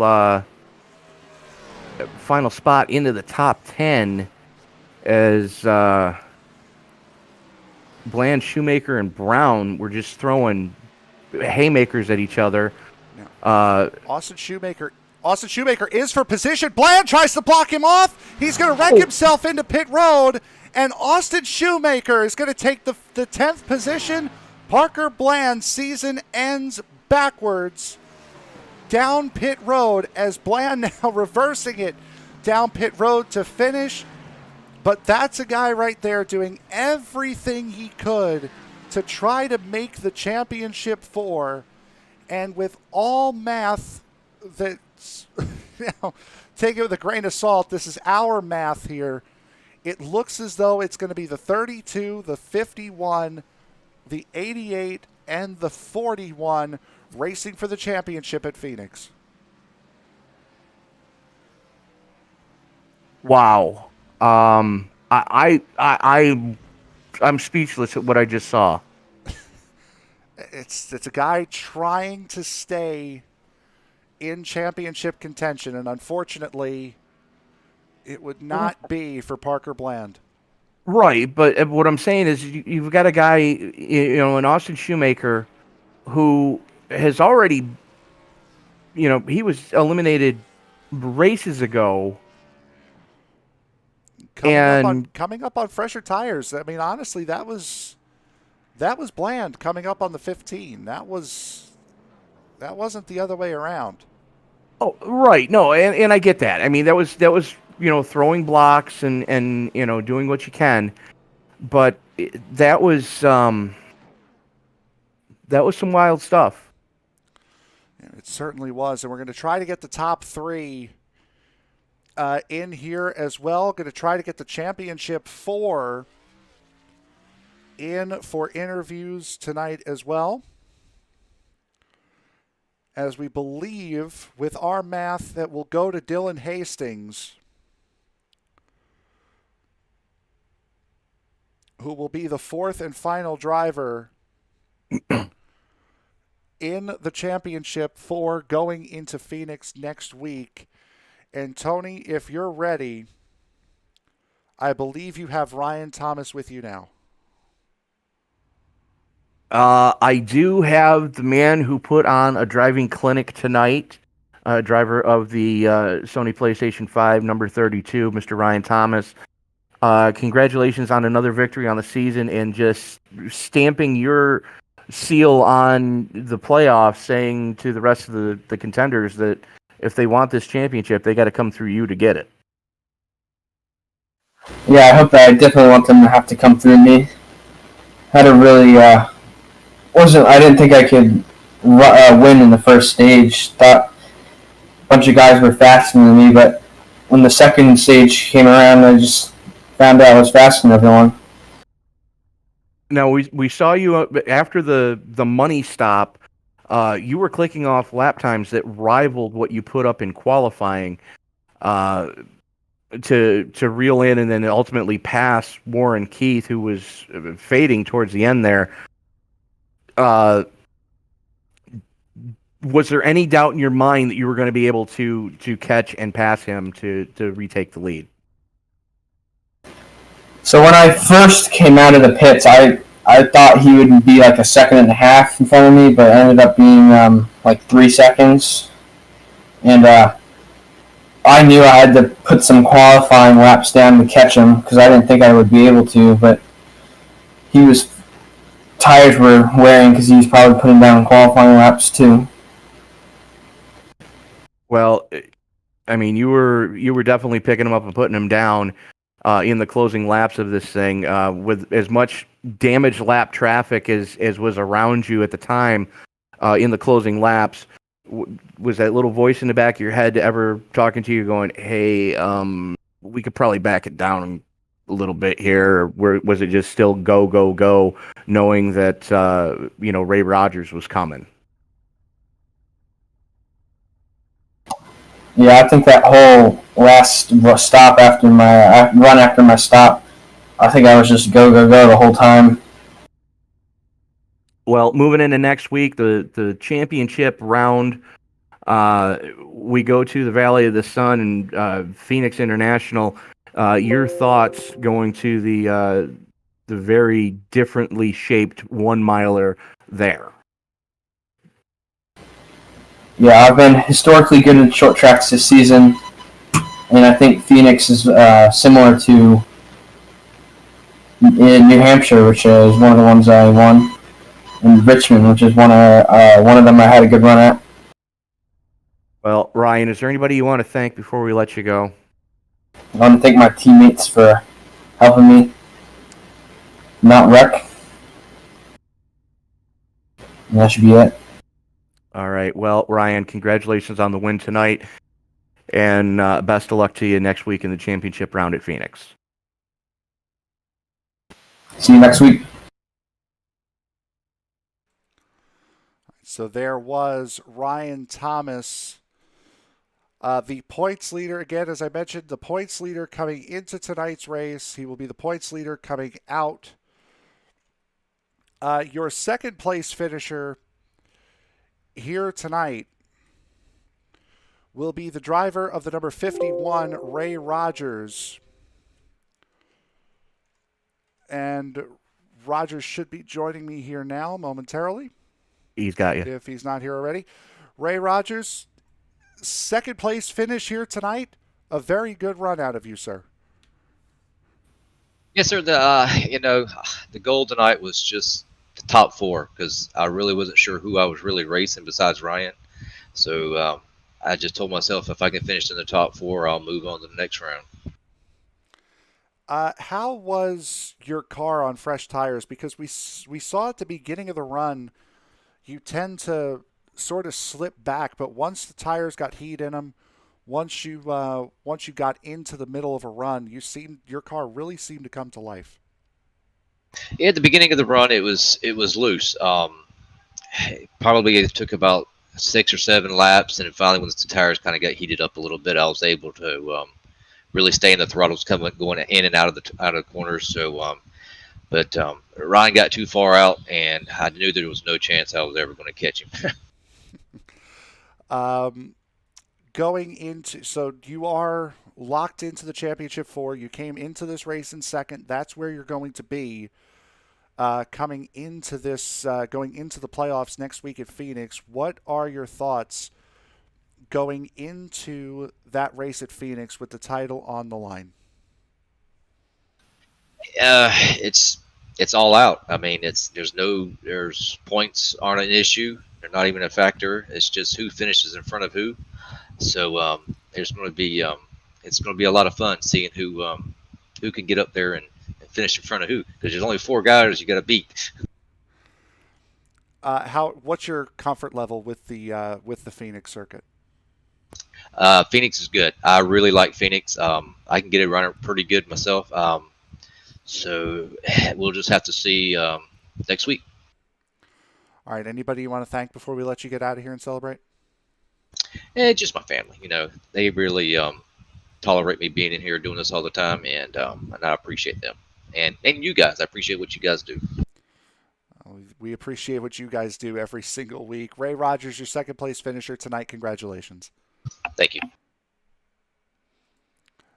So that was Ray Rogers. And Tony, I believe you have Warren Keith with you right now here, our third place finisher on the evening.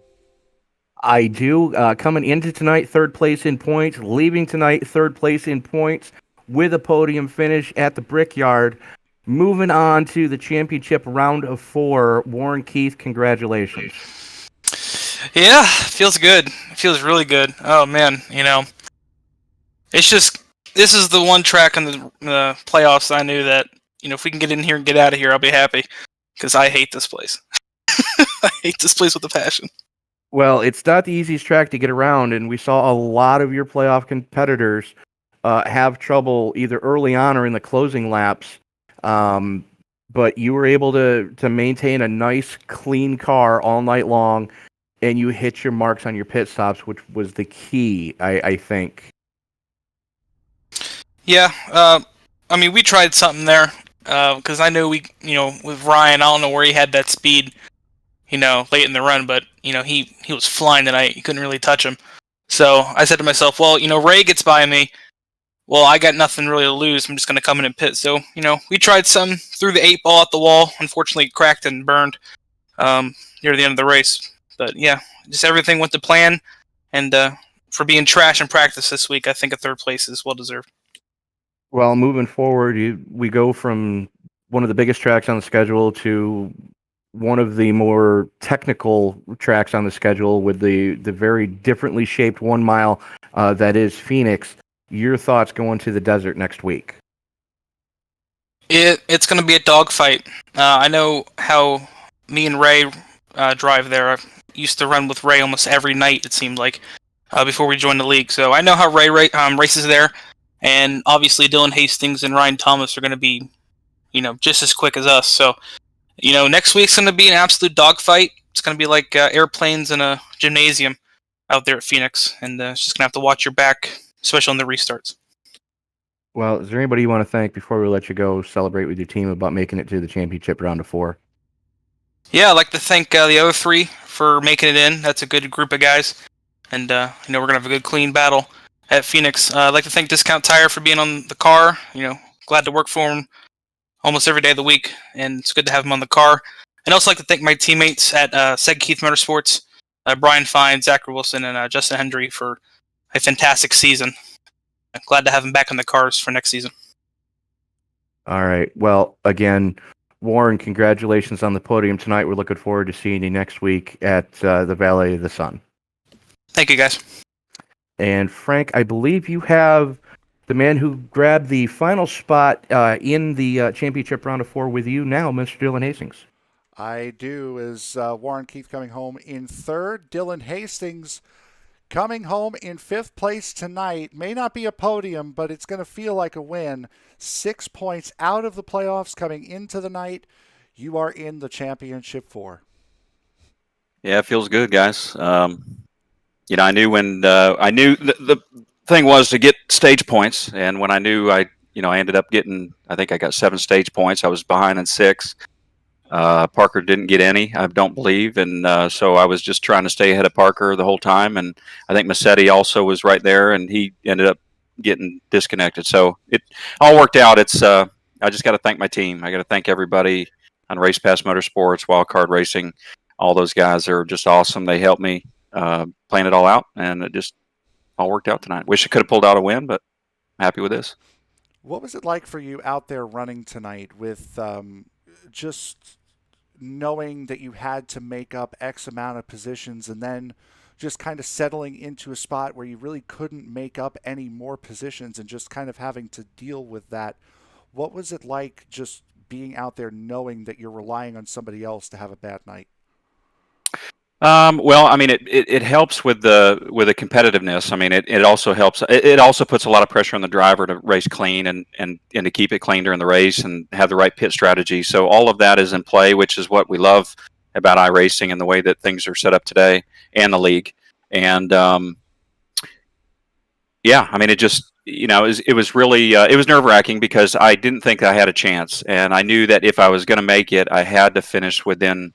Like the top 3, top 4, top 5 within the stage, and I was hoping because Parker has ran really strong this season that he wasn't going to pull off a stage win as well and get some stage points because I wouldn't have been able to bridge the gap there. So had it all not played out, I would have probably it might have worked out in the end because of where we all finished tonight, but. You don't know that obviously to the end of the race. So it was when I went in the last pit when he pitted with I can't remember, it was maybe 20 to go, maybe 18 to go, I think it was, and he hit the wall in front of me as he was entering his pit box. I knew right then and there that I just needed to stay calm and just drive safe basically. And you certainly did all night long. Heading into Phoenix next week, it's a very difficult track to get a handle on. Throw in the fact that now you're racing for a championship on top of that. What's your confidence level going into Phoenix next week? Well, I'm definitely going to have to practice a lot because Phoenix is not I love Phoenix, but it's with the dog leg, which I believe is what we'll be running that setup. It's challenging because there's a lot of track there, and depending on the guys that you're running with, it's also a cause for a lot of wrecks too, and the main thing is to stay clean all night.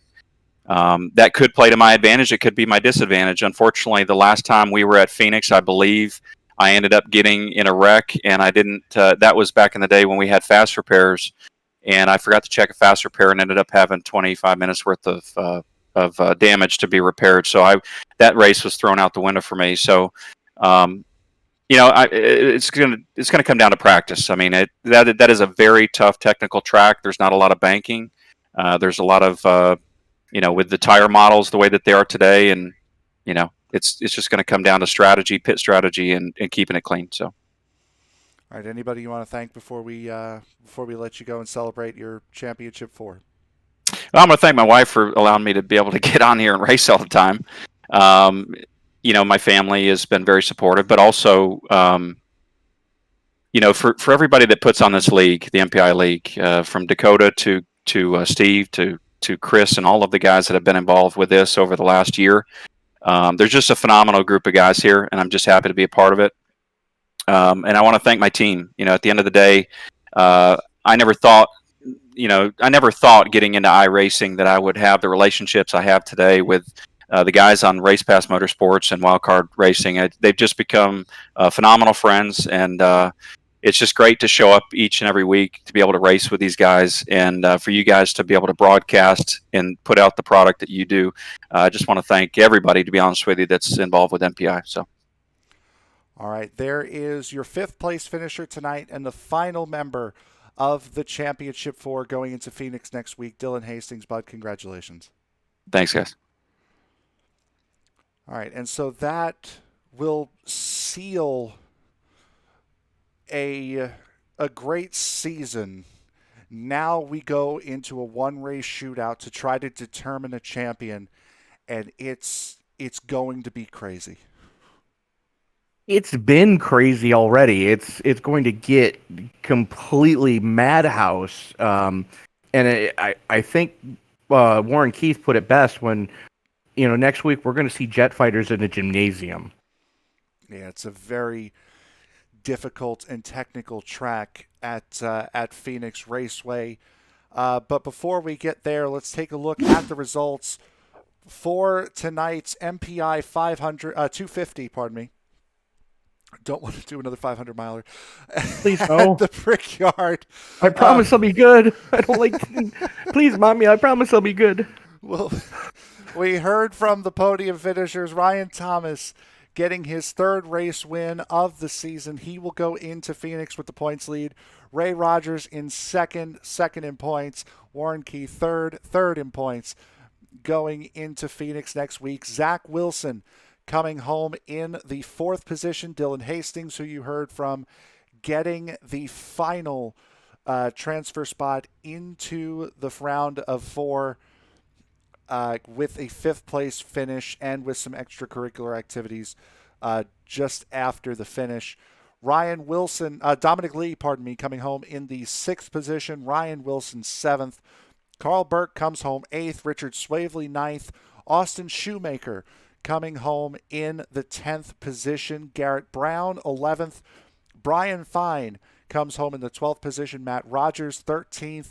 Austin Harger 14th, eliminated from playoff contention. Dakota Curtis 15th. Parker Bland, who was in coming into this race, now out, finishing 16th. Clint Leatherwood 17th, and Dustin Reeves coming home in the 18th position. Tony. 19th going to Joseph Mahar. Chris Vail coming home in 20th, with 21st going to Jerry Culver. Steve Kerpel in 22nd. 23rd going to Justin Hendry. Jason Clark in 24th. Chris Wilson 25th. Trevor Massetti, a heartbreaker, was in at one point, now on the outside, coming home in 26th position.